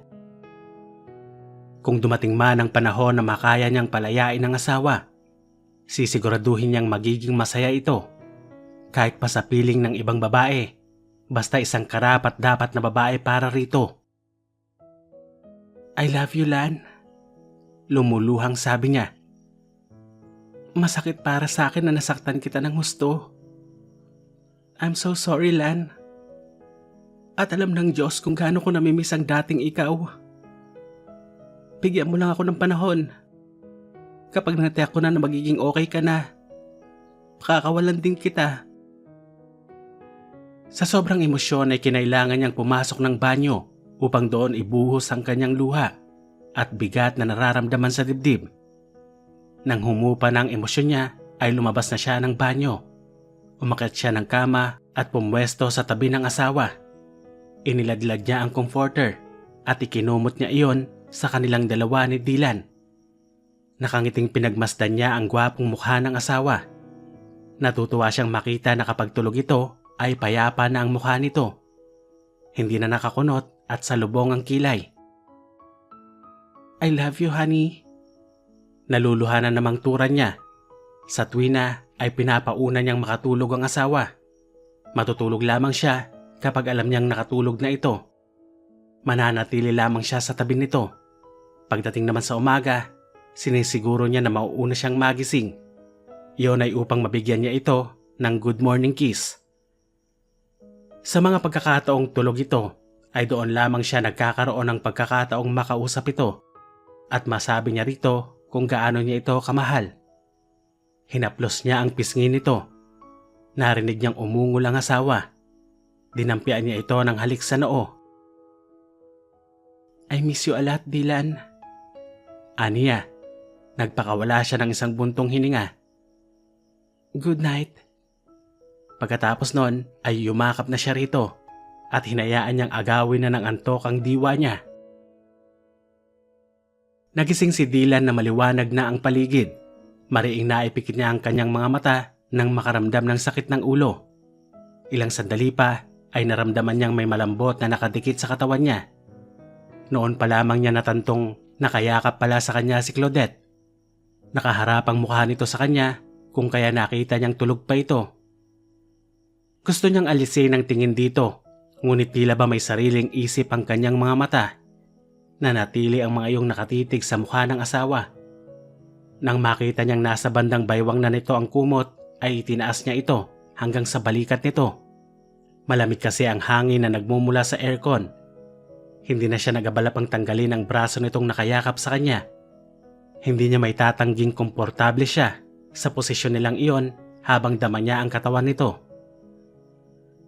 Natatandaan niyang kapag tinatanggal niya ang braso ni Claudette mula sa pagkakayakap sa kanya, ay may babalik at may babalik nito iyon sa kanya. Kahit pa nga hindi naman ito gising. Hindi niya maialis ang tingin dito. Kahit noon pa, gustong-gusto na niyang tinitingnan ang mukha ni Claudette. Hindi nito alam, ngunit nare-refresh siya sa tuwing makikita niya ito. Lalo na kapag kukulitin siya nito ng kukulitin. Nang maalala niya ang maganda nilang pagtitinginan dati, ay nawala ang nagsisimula ng sumilay ng ngiti sa mga labi niya. Hanggang ngayon ay hindi pa rin niya mapaniwalaang nagawa siyang linlangin ni Claudette. Na hindi ito totoong gagawa ng bagay na ikasisira ng relasyon nila ni Hana. Nagalit siya ng gusto sa ginawa nito. Higit lalo dahil hindi ganoon ang pagkakakilala niya rito. Claudette was a brat. Masasabing impulsive. But she was never selfish. Alam niya iyon. Kung kaya labis siyang nagulat at nasaktan sa makasarili nitong hakbang. Iyon ang dahilan kung bakit isinara na niya ang isip pagdating kay Claudette. Pinilit niyang huwag nang maapektuhan pa nito. Nasusuklam siya rito. Hindi niya gustong tikman ang luto nito. Hindi niya gustong isuot ang mga damit na inihahanda nito para sa kanya. Hindi siya umuuwi ng maaga. Ayaw niya itong kausapin hanggat maaari.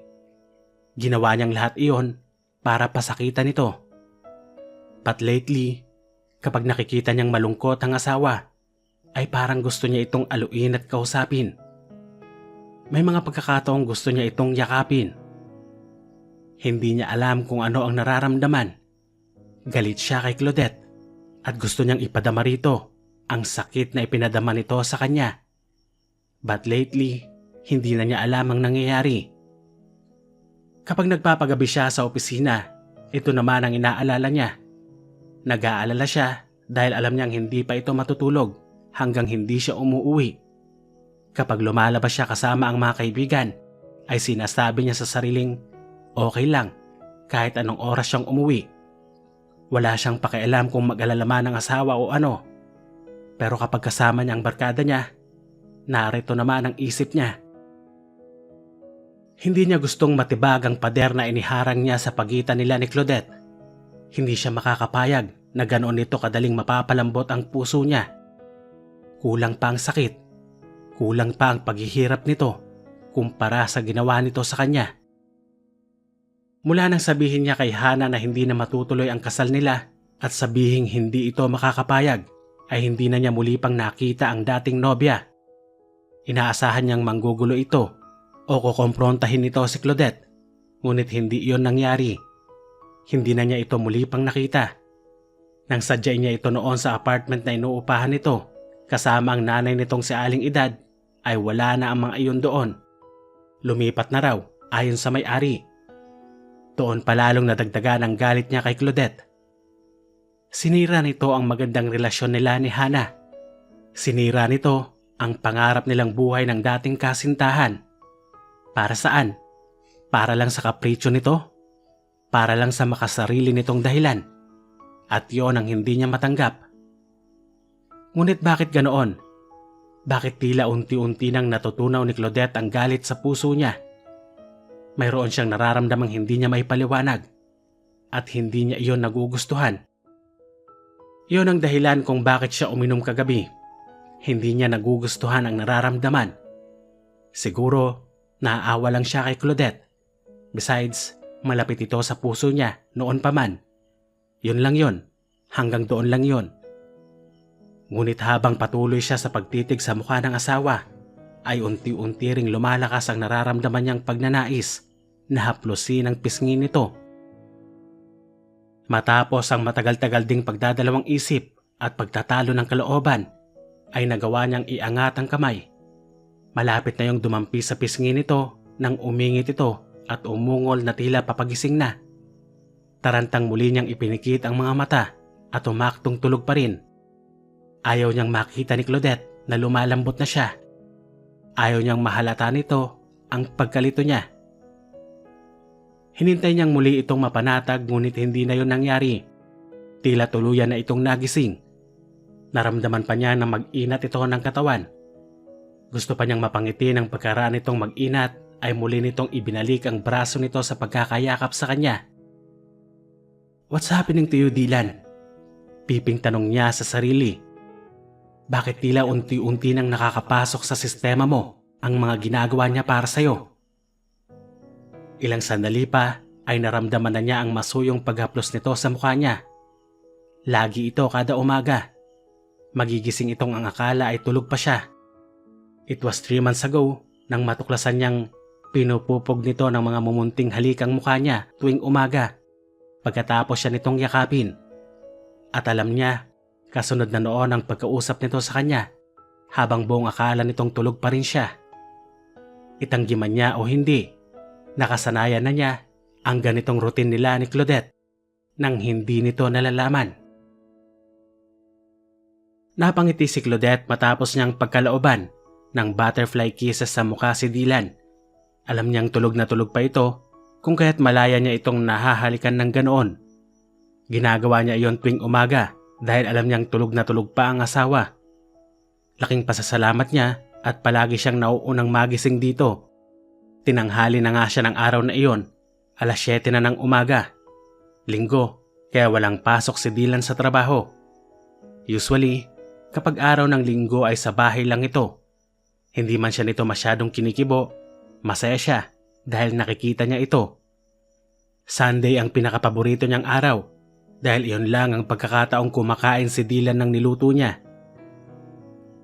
"Good morning, honey."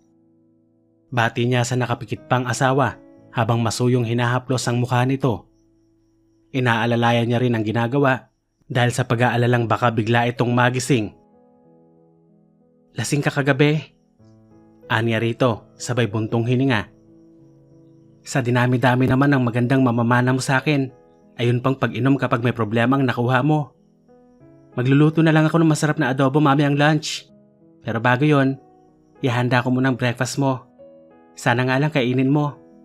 But then, it's a Sunday, so I'm sure wala kang magagawa kundi kainin yon." Bahagya pa niyang inilapit ang mukha rito.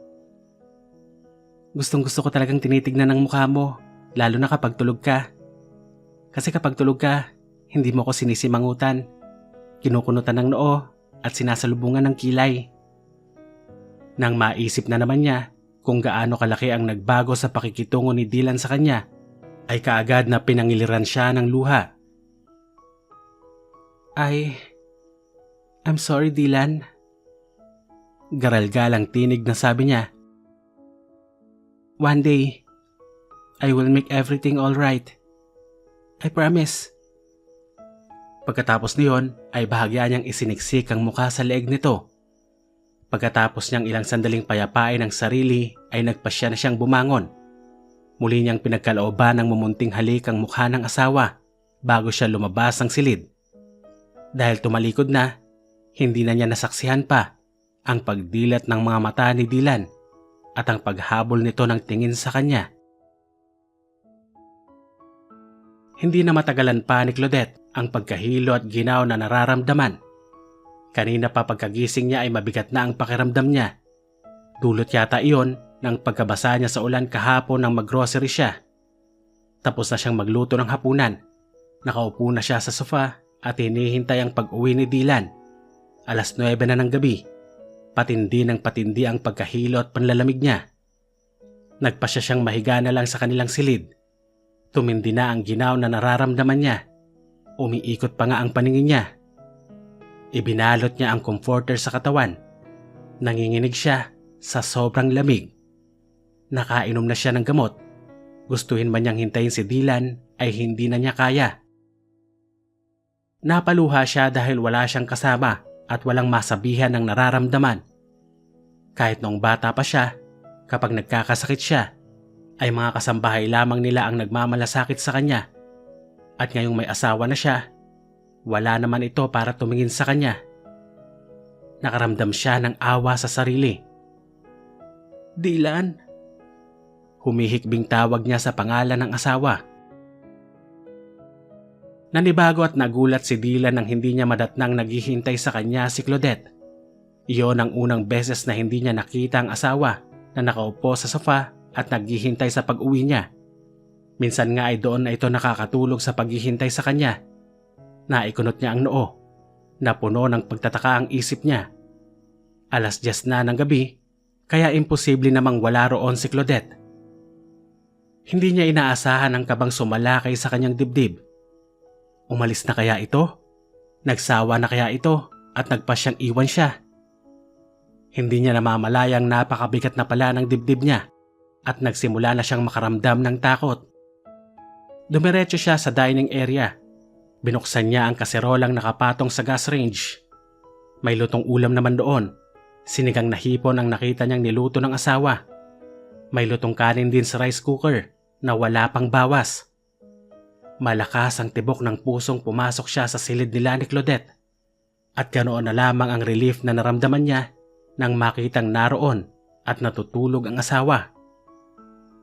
Nanatili muna siyang nakasandal sa likod ng pinto habang pinagmamasdan ang natutulog na asawa. Pinayapa niya ang sarili dahil dama niya ang malakas na kabog sa kanyang dibdib kanina. Hindi siya maaring magkamali.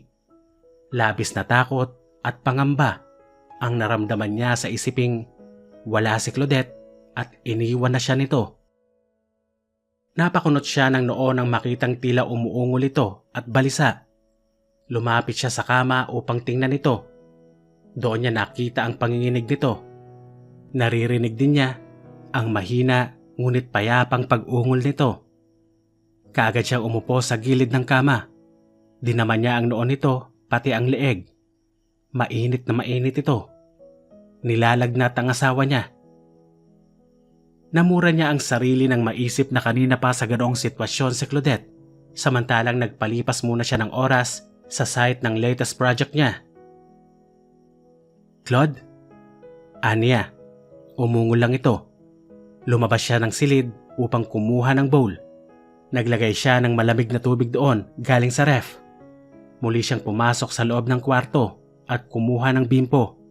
Pagkatapos ay pinunasan niya ang asawa. Claude, pupunasan muna kita, okay? Sinimulan niya itong punasan ng malamig na bimpo. Sa noo, sa muka, sa leeg, sa mga braso, at sa buong katawan hanggang sa mga paa. Dylan. Narinig pa niyang tawag nito sa pangalan niya. Honey, I'm just right here. Masuyong sabi niya, matapos niya itong mapunasan at muling makumutan. Mama. Sunod nitong sabi, nakaramdam siya ng hindi matatawarang lungkot at awa para rito.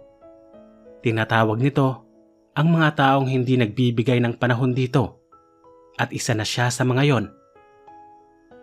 Nandito na ako, Claude. Muli niyang turan, halos hindi makayanan ng puso niya na nakikita itong nahihirapan. Panayang haplos niya sa noo at ulo nito. Tumayo siya upang magpalit muna ng damit.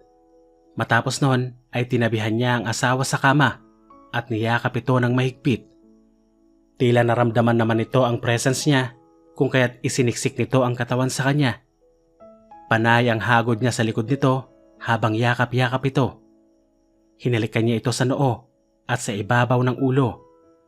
Nabawasan na ang kabang nararamdaman niya. Pagkaraan ng 1 oras ay humupa na ang pagkabalisa at panginginig ng katawan nito. Doon niya ito nakitang nagmulat ng mga mata. At masama man ang pakiramdam ay nagawa pa rin itong ngumiti nang makita siya. Dylan?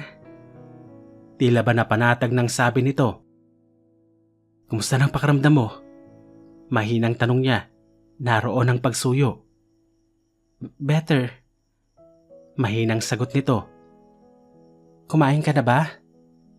Nagawa pa nitong itanong sa kabila ng nararamdaman. Pasensya ka na kung... Shh! Ikaw ang dapat na kumain na muna. Dahil nakita kong wala pang bawas yung ulam at kanin sa labas. Lalabas muna ako at kukuha ng pagkain mo, okay? Kailangan malamnan ng pagkain ng tiyan mo. Aniya. Gustong gusto niyang maging maayos ang lahat para sa kanila ng babaeng ito. Nagulat siya ng ganoon ang maramdaman habang nakatitig sa mukha nito. Kapag naaalala niya ang ginagawang pagtrato sa babae, ay nakakaramdam siya ng panghihina. Okay. Mahinang tugon nito. Pagbalik niya sa kanilang silid, ay dala na niya ang tray na may lamang pagkain. Inalalayan niya itong makabangon. Pinasandal niya ito sa headboard ng kama nila habang nasa likod nito ang malambot na unan.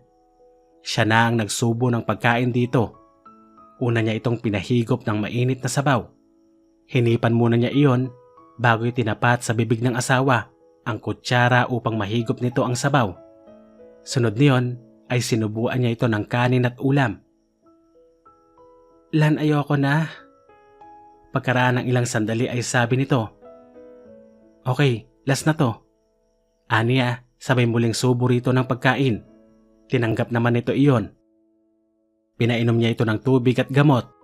Pagkatapos ay muli niya itong inalalayang makahiga. Inilabas niya saglit ang tray at muli nang bumalik sa tabi ng asawa. Niyakap niya ito nang muling makahiga. Pahinga ka na para makabawi ka ng lakas. Aniya. Dito ka lang ba? Tanong pa nito. Opo. Masuyong tura niya. Dito lang ako. Babantayan kita habang natutulog. Sige na, go to sleep. Muling sumilay ang matamis ng ngiti sa mga labi nito. Salamat. Anito bago ipikit ang mga mata. Yakap niya ang babae na parabang natural na itong ginagawa niya. Ilang sandali pa ay tuluyan na rin siyang nakatulog. Magaan na ang pakiramdam ni Claudette nang magising. Hindi na namimigat ang talukap ng mga mata niya. Nang bumangon siya, bagaman nakaramdam pa rin siya ng bahagyang pagkahilo, ay hindi na yun katulad kagabi. Natatandaan niyang nakatulog siyang yakap ni Dylan. Hindi niya mapaniwalaang ito ang nag-alaga sa kanya kagabi. Ito ang naghanda ng pagkain niya at ito rin ang nagpatulog sa kanya. Ang pag-aalaga nito, ang higit sa ano paman, ang siyang nakapagpagaan ng kanyang pakiramdam. Totoo nga palang hindi lamang gamot ang nakapagpapagaling. Napangiti siya sa isiping iyon. Saka pa lamang niya na punang nag-iisa lamang siya sa kama. Hindi rin niya makita sa buong silid ang asawa. Dahan-dahan siyang bumaba ng kama at lumabas ng kwarto. Doon niya nakita si Dylan na naghahanda ng pagkain sa mesa. Napangiti siyang muli nang makitang naka-apron pa ito. Hindi naman nagtagal at nakita na siya nito.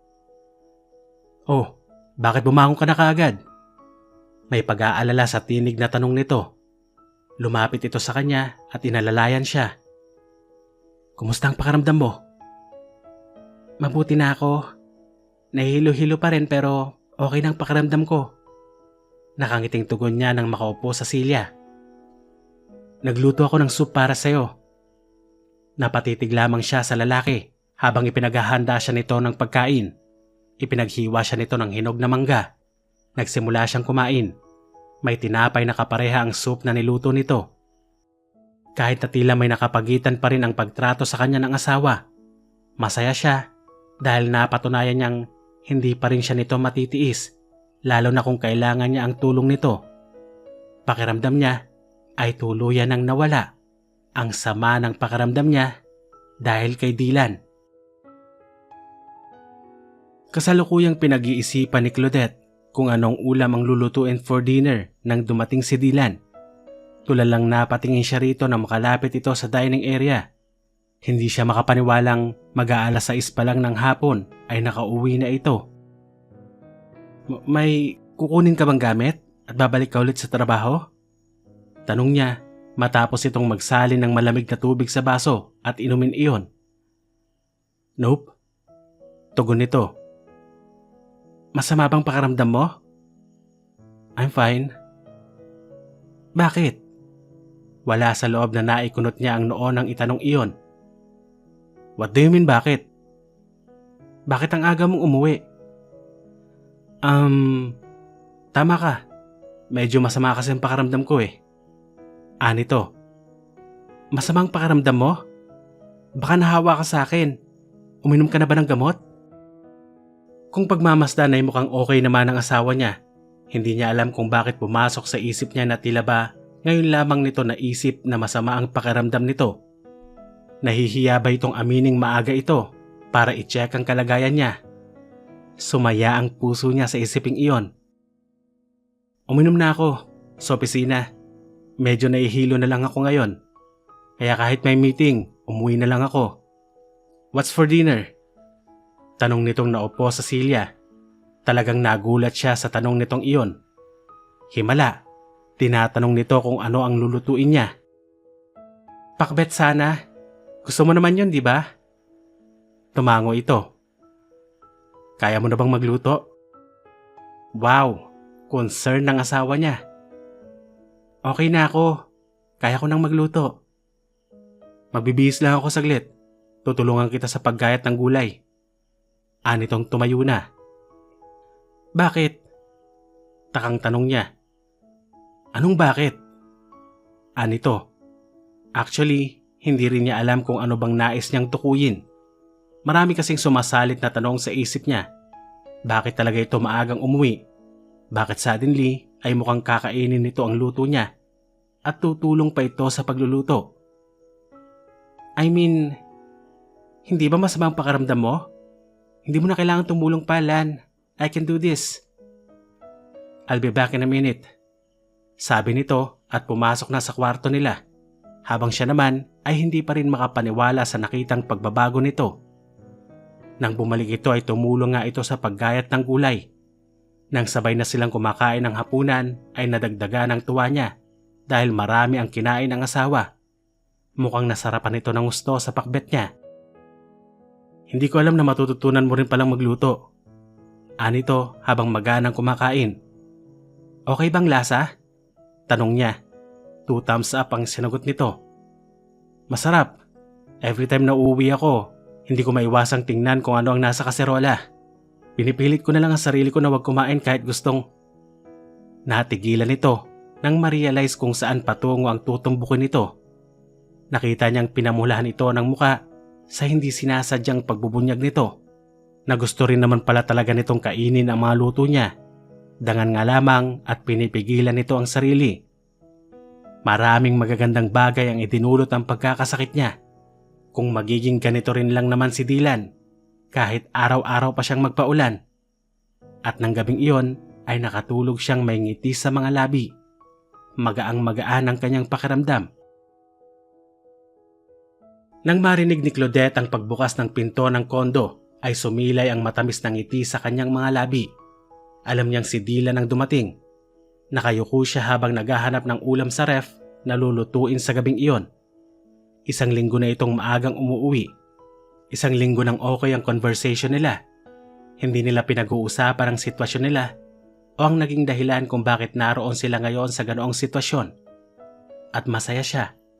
Araw-araw ay tumataas ang pag-asang nararamdaman niya na mapapatawad siya ni Dylan. Sabihin ng ilusyonada o nananaginip siya. Ngunit umaasam siyang matututunan din itong unti-unti siyang mahalin at mabalik sa dati ang lahat. Claude? Narinig niyang tawag ni Dylan. Andito ako. Masiglang tugon niya. Tumuwid siya ng tayo at isinara ang pinto ng ref. Pagkatapos ay hinarap niya ang papalapit na asawa.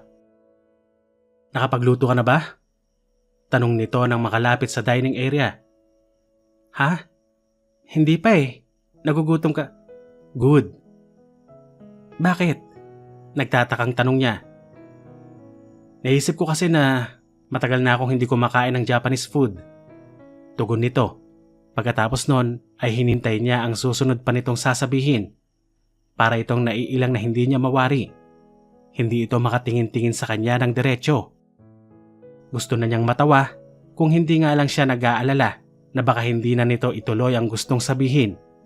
Nagmumukha kasi itong teenager na tila ba natutorpe at hindi matuloy na yayain ang crush nito for a date. A date? Niyayaya ba siyang lumabas ng kanyang asawa?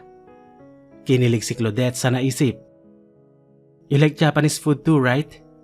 Sunod na tura nito. Yes, tugon niya. Alam niyang alam naman nito ang tungkol sa bagay na iyon. Kain tayo sa labas. Ha? Nabiglang bulalas niya. Matagal-tagal ka na rin hindi nakakalabas. So, sa labas na lang tayo kumain. Bihis ka na. Hintayin kita dito. Anito. Otomatikong napatayo naman siya at dumiretso na sa silid nila. Hindi na siya nagpakieme pa at baka magbago pa ang isip ng asawa. Nangingiti siya habang nagbibihis. Pagkatapos nilang kumain sa isang Japanese restaurant sa Mall of Asia, ay nagpunta sila sa seaside. Niyaya ni Claudette si Dylan na maglakad-lakad at mukhang nasa mood ito dahil kaagad itong nagpaunlak. Maraming taong naroon na namamasyal din at kumakain sa mga restaurant na naroon. Nang mapagod ay naupo sila saglit sa upuang yari sa bato sa may daanan. Iniwan siya saglit ni Dylan para bumili ng drinks. Ilang sandali pa lamang itong wala ay may lumapit na sa kanyang foreigner. Hi, forgive me for staring but I think you're simply gorgeous. Anito nang lumapit sa kanya. Thank you. Maikling tugon niya. Matangkad ito at cute. Hindi naman bastos ang pag-approach nito kaya nginitian niya. Itinuro pa nito ang mga kasama nitong relatives na kumaway pa sa kanya. Magsasalita pa sana ito nang biglang dumating si Dylan. Tumikhim ito upang kunin ang atensyon ng lalaking foreigner. Is there a problem here, honey? Tanong nito sa kanya, ngunit sa foreigner naman ito nakatingin. No, Dylan. He was just being friendly. Kaagad niyang turan sabay tayo. Oh, I'm sorry. I didn't know you're with somebody. Anang foreigner.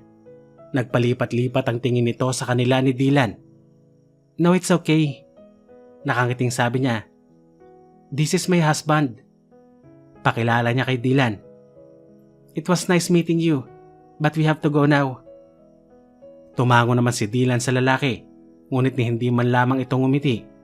Muli na silang naglakad-lakad. Lakas naman ang loob ng hilaw na yun na lapitan ka. Anito habang palayo sila. Hindi naman ang bastos eh. Aniya. Akala lang siguro mag-isa ako. He was nice naman. Hayaan mo na. Hindi ba niya nakitang you're wearing a wedding ring? Suot mo bang singsing mo? Sabi pa nito sa kanya na tila hindi talaga nagustuhan ang paglapit ng foreigner na iyon. Itinaas niya ang kaliwang kamay at ipinakita iyon dito. Suot ko. Sagot naman niya. Lakas ng loob ah. Sabi pa rin nito.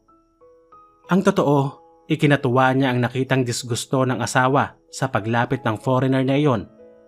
Ngayon niya natuklasang hindi rin pala nito gustong malalapitan siya ng ibang lalaki. Kamuntik pa siyang mapaigtad nang ilagay nito ang kamay sa likod ng bewang niya habang naglalakad sila. Iyon ang kauna-unahang pagkakataong ginawa nito iyon. Unang beses iyon na nagpakita ito ng tila possessiveness patungkol sa kanya. Wari, napuna naman nito ang pagkagulat niya.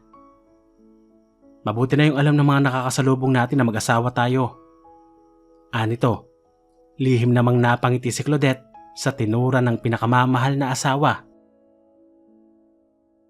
Nang makauwi sila ay masayang-masaya ang pakiramdam ni Claudette dahil sa gabing iyon, nagawa na naman niyang mangarap.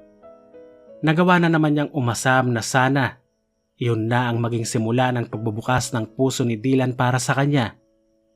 Naupo siya sa gilid ng kama nang makapasok sila sa silid nila upang hubarin ang suot na sandals. Ngunit ganoon na lamang ang gulat niya nang maupo sa sahig si Dylan. Sa harap niya mismo. At ito ang naghubad ng sapatos niya. Kaagad na bumilis ang tibok ng puso niya. Napagod ka ba? Masuyong tanong nito habang hinuhubad ang sapatos niya. Hindi naman. Aniya, hindi niya alam kung ngingiti ba siya o ano. Matapos nitong hubarin ang sapatos niya, ay marahan nitong minasamasahe ang kanang paa niya. Tila may kung anong kuryente ang kaagad na kumalat sa katawan niya sa ginagawa nitong iyon. Nag-enjoy ka ba? Tanong pa nito. Ha? Yes.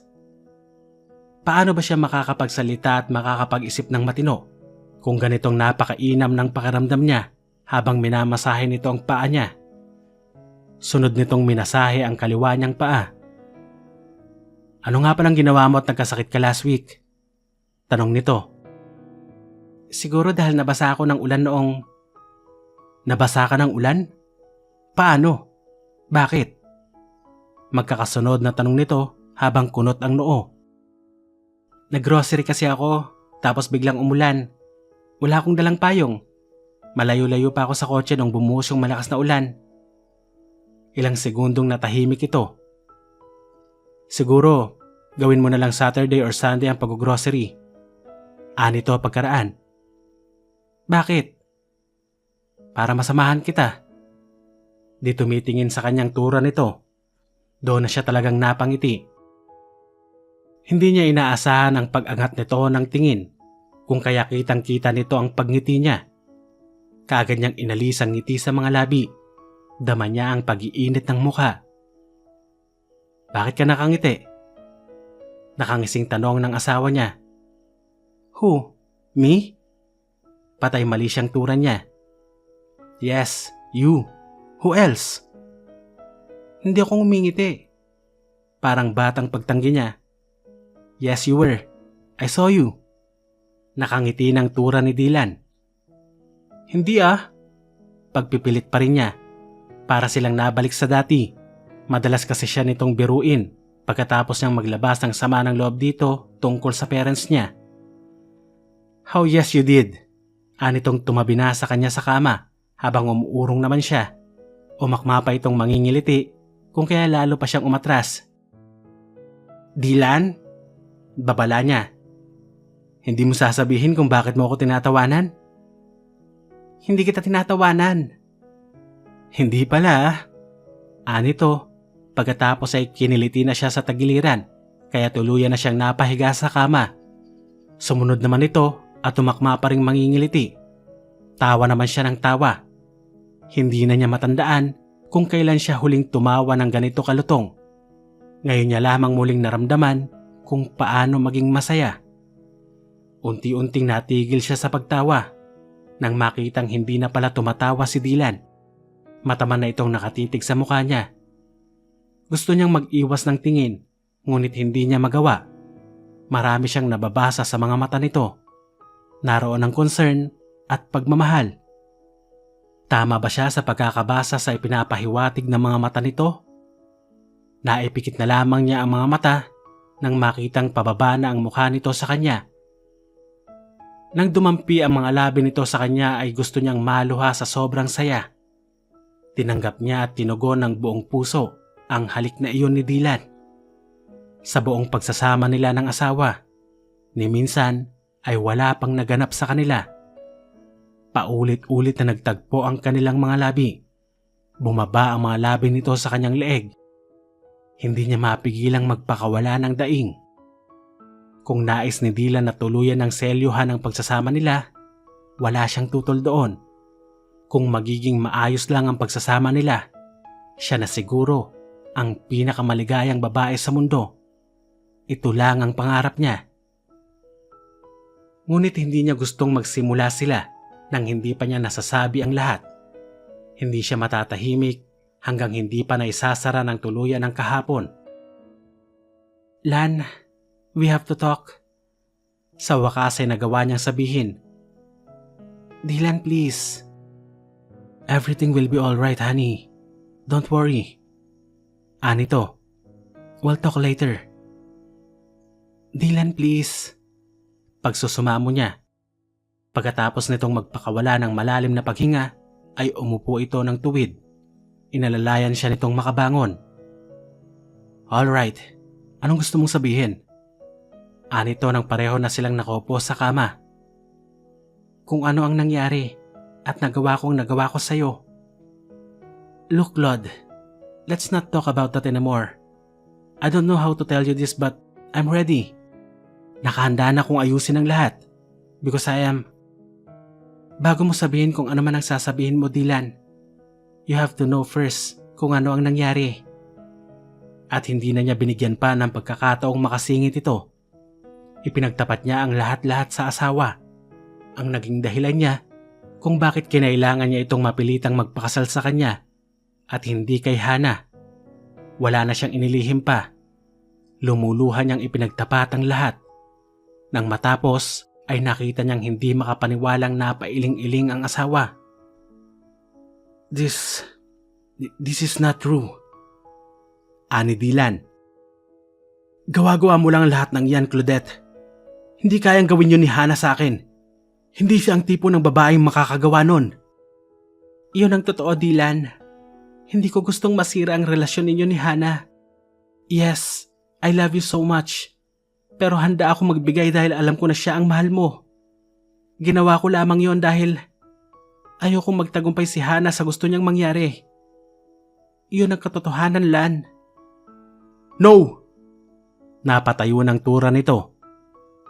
How could you do this, Claudette? I was willing to start anew with you. Dahil kahit anong gawin kong pagtataboy sa'yo, unti-unti ka pa rin nakakapasok sa sistema ko. I want to go home late. Pero ikaw naman ang nasa isip ko habang nasa opisina ako o nasa site ako. Sa bawat pananakit ko sa damdamin mo, nasasaktan din ako. Ayoko man, pero palagay ko'y nandito ka na. Anito, sabay turo sa tapat ng puso nito. Pagkatapos ay ito pang maririnig ko sa'yo? Hanggang ngayon ay sarili mo pa rin ang iniisip mo. We could just forget Hana and what happened. Pero heto, at panay kasinungalingan pa rin ang sinasabi mo. Anitong nangingilid na ang luha. Dylan, ani ang lumapit dito. Hindi ko sinabi ito para siraan si Hana. Sinabi ko ito para makapagsimula tayo ng maayos. I just want you to know na hindi ko plinanong saktan ka. Ginawa ko yun dahil yun ang alam kong makakabuti sa'yo. Please, ayusin natin to. Maupo tayo ulit at... I can't believe you could do this, Claudette. I thought nagbago ka na. Hindi mo kailangan siraan si Hana para magustuhan kita. Hindi mo siya kailangang idamay dito para makuha ang pagmamahal ko. Because honestly, mariin itong naipikit ang mga mata upang wari ba ay mapigilan ang sariling sabihin ang dapat sasabihin nito. Nagulat siya nang tinungo nito ang pinto ng kwarto nila. Dylan, saan ka pupunta? Lumuluhang tanong niya. Malayo. Tugon nito. Malayo sa'yo. Kailangan kong mag-isip. Yun lang at umalis na ito habang naiwan siya mag-isa at lumuluha. Hindi niya inaasahang matatapos sa ganoon ang inakala niyang perfect night na iyon. Nagkamali ba siya ng desisyong ipagtapat na ang lahat sa asawa? Ang sabi ni Dylan ay gusto nitong ayusin ang pagsasama nila, pero sinira lang niya. Ngunit paano nga ba silang makakapagsimula ng maayos kung basta na lamang nila kakalimutan ang lahat? Gusto lang naman niya na maging malinaw ang lahat sa pagitan nila para makapagsimula sila ng walang gulo. Hindi na may tatanggi ni Dylan sa sarili. Miss na niya ang asawa. He loved her so much. Yes, ngayon niya lubusang maaming si Claudette na ang naroon sa kanyang puso. Ito na ang isinisigaw nun. Ito na ang hinahanap nun. Minahal niya si Hana. Wala siyang ibang hinangad na makasama kundi ito. Ngunit ang pagmamahal na yon ay buong-buong naangkin na ng iyakin, pasaway at makulit niyang asawa. Sa kabila ng lahat, hindi niya namalayang nakapasok na pala ito sa puso niya. Ang sabi niya sa sarili, imposibleng mahalin niya ito. Kapatid lang ang turing niya rito. Hindi na niya namalayang mahal na pala niya ito bilang isang babae, bilang kanyang asawa. Pinigilan niya ang sariling pakawala ng nararamdaman.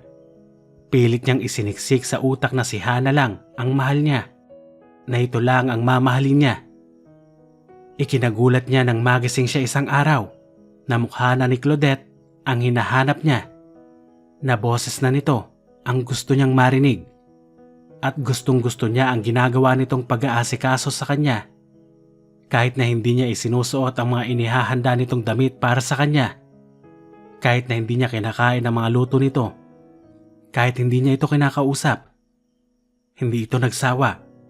Naroon pa rin ito. Mahal na niya si Claudette. Mahal na niya ang asawa. Matapos ang mainit nilang pagtatalo 2 nights ago, ay hindi na siya bumalik pa sa kondo. Tinawagan na lamang niya ito at sinabing kailangan muna niyang mag-isip. Ngunit alam ng Diyos kung gaano siya nahirapan ng malayo rito. Nagalit siya dahil inisip niyang nagsisinungaling na naman ang asawa, na pinalalabas nitong masama si Hana upang makuha ang pagmamahal niya. Nahihirapan siyang tanggapin ang mga ipinagtapat nito. Hindi niya matanggap na hindi niya nakilala ng lubos ang unang babaeng minahal. Hindi siya makapaniwalang magagawa iyon ni Hana sa kanya.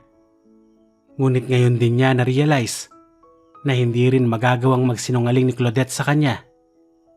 Hindi nga ba't naging totoo ito sa sarili ng aminin nitong mahal siya nito kahit alam nitong hindi niya yon matutugunan?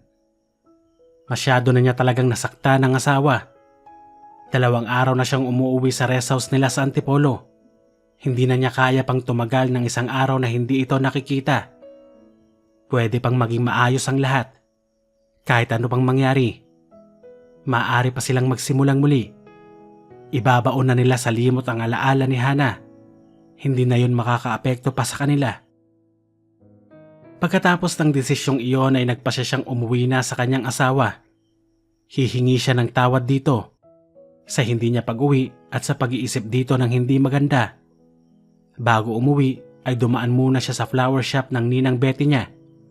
May shop din ito sa mall kaya doon siya pumunta. Yun kasi ang pinakamalapit na daan niya pa uwi. Habang ipinapa-arrange yung bulaklak na ibibigay sa asawa, ay nagpasya siyang maglakad-lakad muna sa mall. Pabalik na siya sa shop ng ninang niya nang mahagip ng mga mata niya ang babaeng nakaupo sa loob ng isang restaurant. Transparent ang wall glass ng restaurant kung kaya't malinaw na nakikita ang loob nun. Tinitigan niya ang babaeng iyon na kumuha ng kanyang atensyon. Hindi siya maaaring magkamali. Si Hana. Hindi may tatanggi ang pagkagulat sa mukha ni Hana nang maupo si Dylan sa silyang katapat ng inuupuan nito. Dylan? Bulalas nito. Kumusta? Tanong niya. Ang totoo, natutuwa siya at muli niyang nakita si Hana. Besides, may pinagsamahan din naman sila nito. Mas pinili ni Hana na hayaan na lamang sila ni Claudette. Hindi nito itinuloy ang panggugulo. Nagparaya ito. Kaya naman naisip niyang hindi nito magagawa ang sinasabi ni Claudette.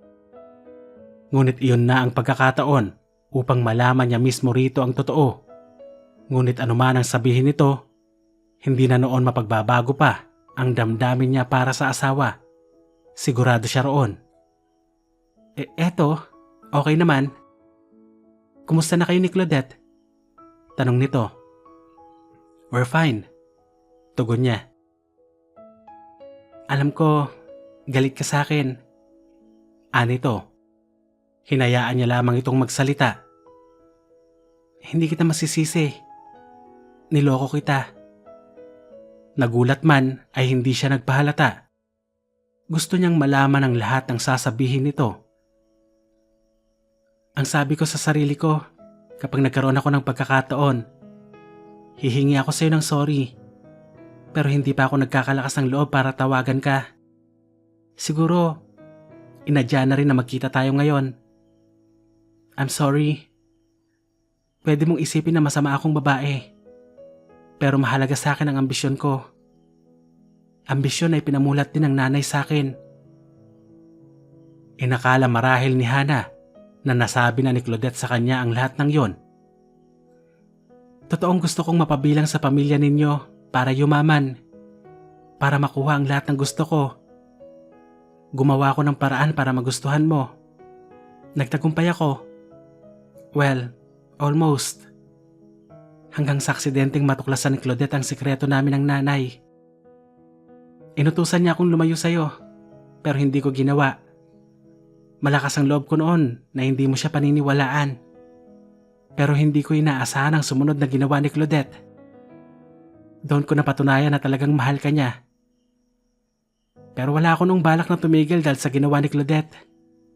Nakakahiya mang aminin, pero bala ko pa rin manggulo. Until malaman kong buntis ako. Ikinabigla niya ng labis ang revelasyong iyon ng dating nobya.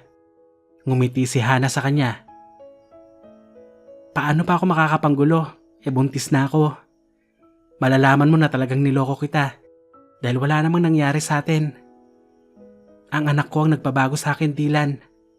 Ang tatay niya ang talagang mahal ko. Kaya lang, mahirap lang si Efren tulad ko. But you know what?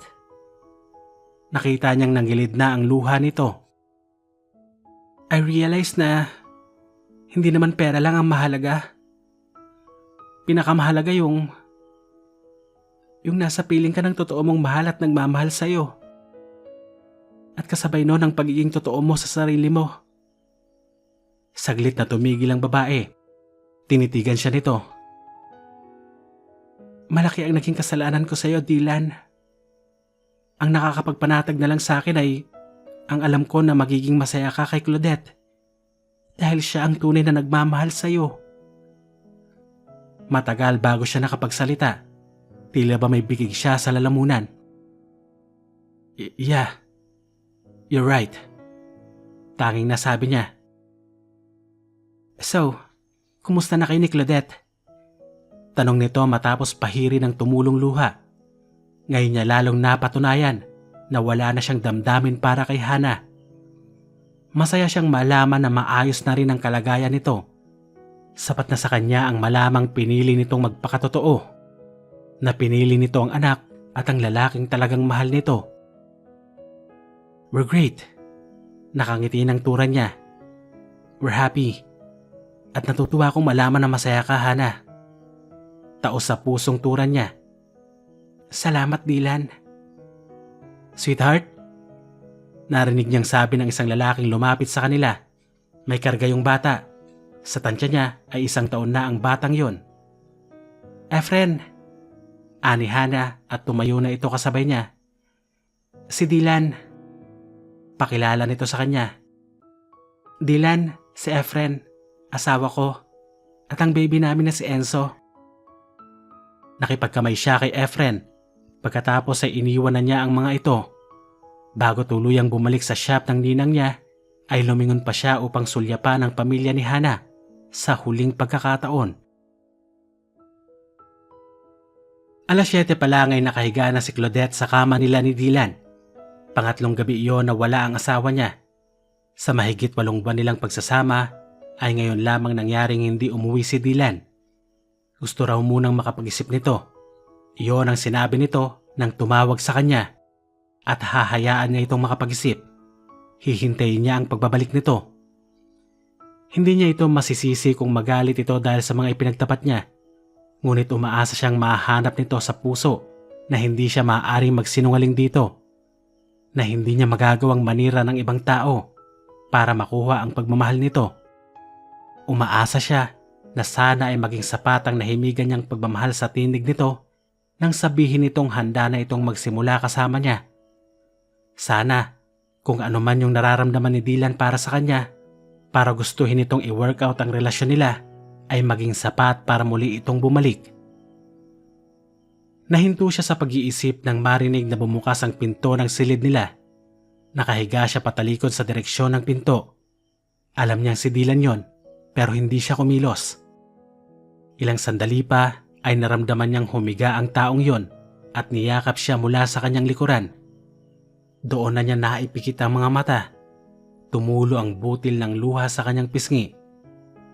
Hindi iyon isang guni-guni lamang. Si Dylan yon, langhap niya ang pabango nito. Umigting ang pag-asa sa puso niya na magkakaayos na sila ng asawa. I never knew I would love another woman aside from Hana. Narinig niyang simula nito. At di ko inaasahan na sa kanya ako iibig muli. Sa kanya na tinuring kong kid sister all this time. Hindi ko alam ang gagawin ko. Lalo pat hindi naging maganda ang simula namin. I thought she was selfish. I thought she betrayed me. So how could I possibly love a woman like that? But I did. My heart fell for her. Let me tell you how. Anitong humigpit ang yakap sa kanya. Naramdaman pa niya ang paghalik nito sa ulo niya. Araw-araw, mula nang ikasal kami, she would always cook for me kahit hindi ko kinakain ang mga luto niya. Inihahanda niya ang mga damit ko kahit hindi ko ginagamit ang mga inihahanda niya. Tatanungin niya kung kumusta ang araw ko. And without me asking, ikukwento niya kung kumusta ang araw niya. She would always talk to me. And every night, she'll kiss me. Kada umaga, kapag sa tingin niya ay tulog pa ako, yayakapin niya ako at hahalikan sa muka. Hindi ko namamalayan. Pinipilit ko na pala ang sarili kong magising na mas maaga sa kanya para malaman ko kung yayakapin ba niya at hahalikan akong muli.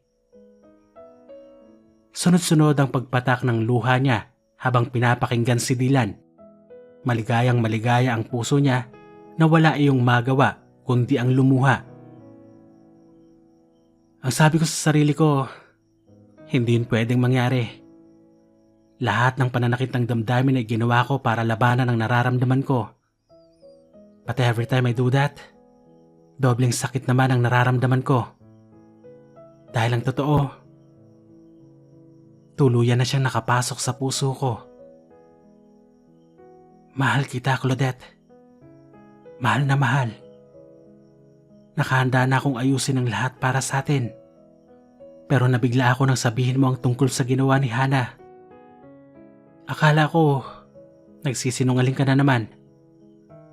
Lumayo ako sandali para makapag-isip. At narealize kong hindi ko kaya. Hindi ko na kayang malayo pa sa'yo. Dahil mahal kita. Dylan, lumuluhang bulalas niya.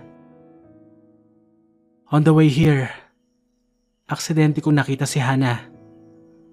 I don't know, pero parang answered prayer yun sa akin. God is really good. Nakita ko si Hannah at nakausap. Sa sandaling sigurado na ako sa nararamdaman ko para sa'yo. Inamin na niya sa akin ang lahat. Kasal na siya ngayon sa lalaking tunay niyang mahal at meron na silang anak. At masaya ako para sa kanya. Humarap siya rito. Hindi na niya itinago pa ang luha sa mga mata. I'm happy too. Masaya ako dahil tulad ko. Pinili niya ang totoong mahal niya. Aniya.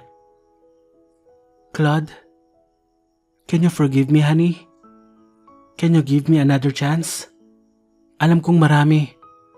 Hindi na niya ito hinayaan pang magsalita. Hinalikan niya ito sa mga labi. Nais niyang sa pamamagitan nun ay maipadama niyang ito lamang ang lalaking minahal at mamahalin niya. Tinugon naman ito yon at pinalalim pa ang halik. Pareho silang nakangiti at may luha sa mga mata ng magbitaw. Sinapo ng mga kamay nito ang magkabila niyang pisngi. Babawi ako sa iyo.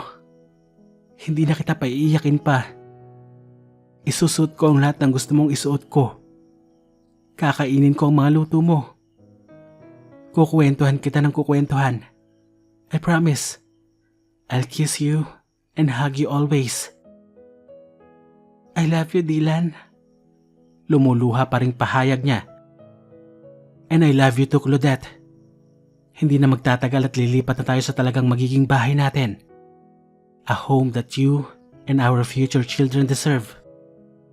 Hinilikan siya nito sa noo at niyakap siya nito ng mahigpit. Mahal siya ng lalaking pinakamamahal niya at wala na siyang mahihiling pa. Sana po ay naibigan ninyo ang ating kwento ngayong araw. Ako po ang inyong tagapagsalaysay, Kuya JM, at ito po ang Rated Stories. Maraming salamat po sa inyong pakikinig at hanggang sa susunod na kwento.